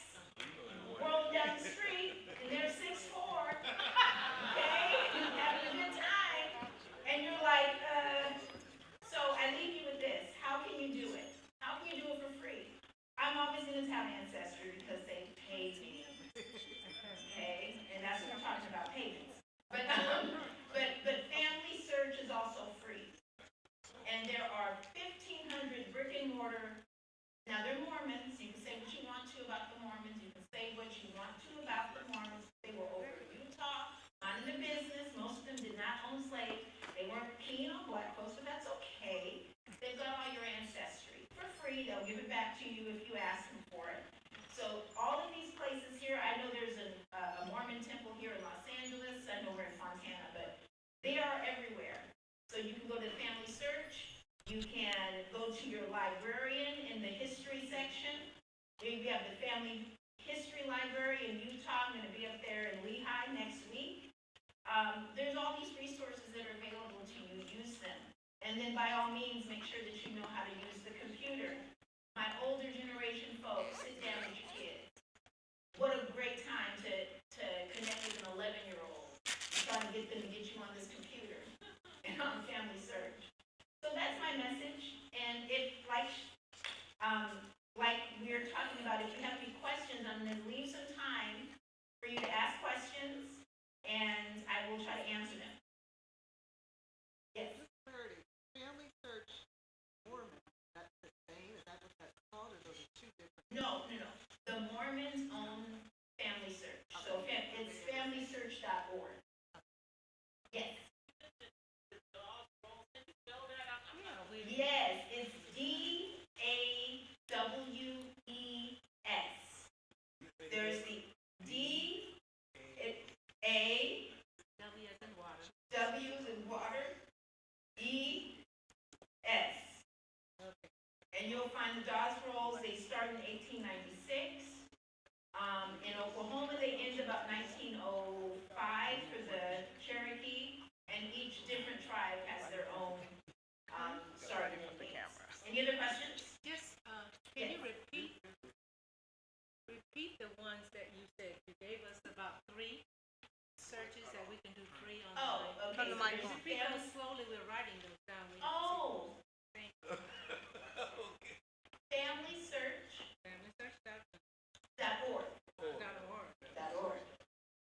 Ancestry is not free. You do have ancestry, okay. Was there another one that I named? Searches at the library. Did you say searches?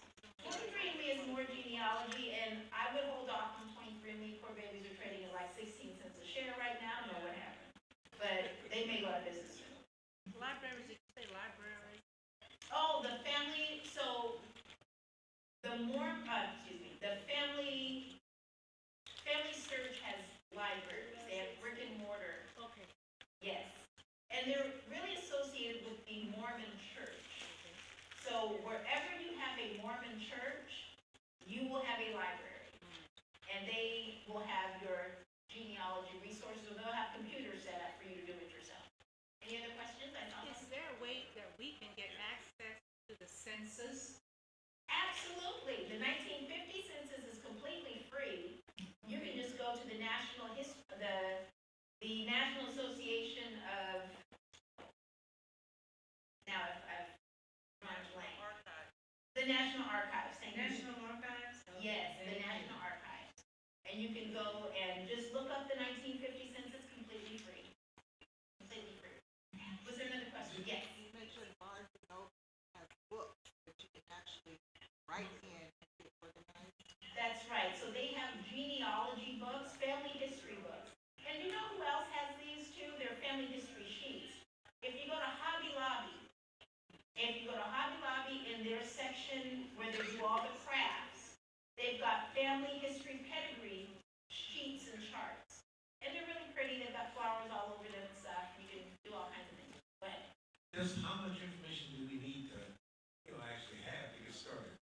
I mean, we need names. I got you. So the vital information, like age, so you need name, you need the age, you need where you believe your ancestor was living at the time that you're searching for them. And so age, gender, color,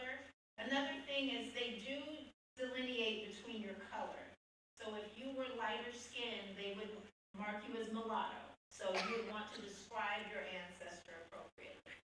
Okay, what the second part of that is, your parents were in the service. Does it make it easier to find out information, or is it harder? Because, you know, his parents are dead now, but I know he was in the army. Oh, the World War I, World War II draft cards are the best records because World War II had a 95% capture rate. It went from 18 to 65 years old. So World War II was a big one, right? We were fighting Hitler and they were throwing the kitchen sink at it. So everybody had to register for that. And you'll find those between 1939 and 1942 for the World War II registrations. And the World War I registration is from 1914 to 1916.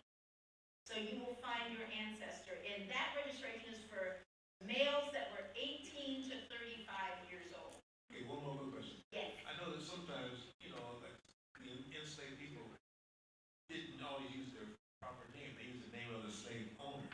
So how do you know, I don't know the slave owner's name, but I know that my great-grandparents, I know their names. So how would I search that out? So what you're going to do, once you get to the 1870, 1880 census, and you have identified that your ancestor has a particular surname, you're going to have to switch off your black search and switch on your white search. The first thing you want to look for are all of these slave-holding white people in your county. Okay, so who are the slaveholders in your county? How will you know if they're slaveholders? There were two schedules, the 1850 slave schedule and the 1860 slave schedule. The 1850 and 60 slave schedules do not name the ancestors. So it's just their age, their gender, and their color. So they will have Ebenezer Smith owned 6 black men age 50, 3 black women age 20, 1 black girl, 2 black boys. So you would have to know your ancestors' age when you find them. Let's say they're 50 in the 1870 census, right? So that means that if we're looking at an 1860 slave schedule, then they would have been 40 years old. Now we're going to look to see if this white man that has his same last name who lives in his county has a 40-year-old black male in his inventory. It's shoddy science, but it's all we got. The next thing that you're able to do is look at probate, estate, probate, estate, and will records, right? So everyone was required to write a will or to do something when it came to their estate, or they would die intestate. That means that they did not have a will, and then the state would distribute your stuff, and they put up a notice saying, so-and-so died, we're distributing his assets, did he owe you any money? This is what he has, and then it will list all of your ancestors as property. He owned Ben, age 30, he's worth $2,000. He owned Sally, age 12, she's worth $3,200. Why would a 12-year-old girl be worth $3,200 in the 1860s? Because she's a breeder. She's got the rest of her, yes. Hi, I was given a free ancestry DNA when I was in San Diego Reparation meeting. But what is the price range of getting it from Ancestry's DNA? How much does it cost? So I would always look at your Father's Day, your Mother's Day sales. You can get them as cheap as $59, $69 around that time. Memorial's Day, Christmas, Thanksgiving is a big one. Anytime the family comes together, we go on sale. But check those prices and check during those times. If you get it off of those times, it could be $100 and up. And if you were to go with other types of testing, like the Y DNA, that big Y DNA, the Y DNA is what males pass to males, from son to son, or from father to son, to son to son to son to son, right? That you can get done at FTDNA, that's a $200 test. But it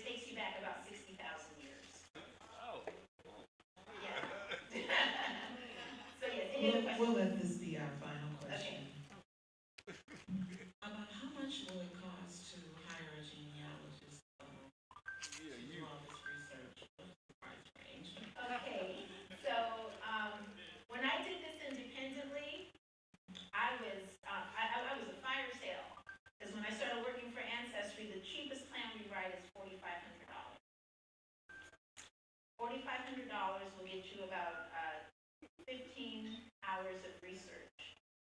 But you are looking at people that have everything at their disposal, and we can go pretty quickly because we do this all day long. And you will not be given someone who doesn't specialize in your particular genealogy.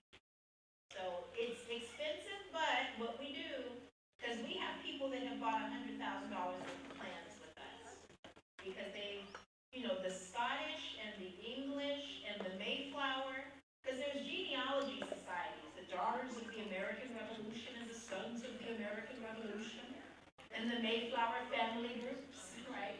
They will pay good money to put them back on that boat. If they have it, they'll pay it. And if they don't have it, they will put money on it. Go ahead. I want to ask you, what does the Dawes roll show you? The Dawes roll is subdivided between those they consider native. It's called a quantum. It's called a what is it called? A quantum enumeration or quantum blood enumeration, where they're looking at how much blood you have. So there's full blood. It will say full blooded Cherokee. It'll say Cherokee by marriage. You could be half. You could be a quarter. Then they had what was called the $5 Indians. Check this out. The $5 Indians were the white men that found out there was land attached to being native. And they would slip one of the agents $5 to write something saying that he was native too. So the natives were funny. They're like, these $5 natives right here. And then the last category they had were the freedmen. And that's how they didn't call us the blacks. We weren't the colors. We were the freedmen in their culture.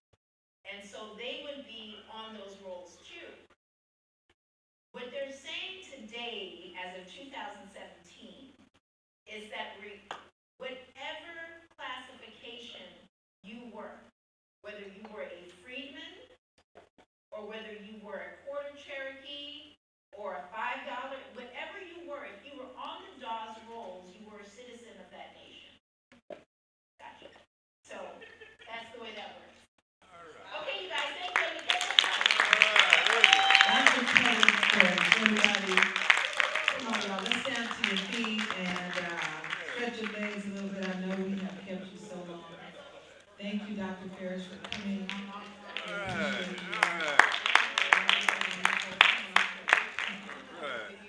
And you have a safe trip home.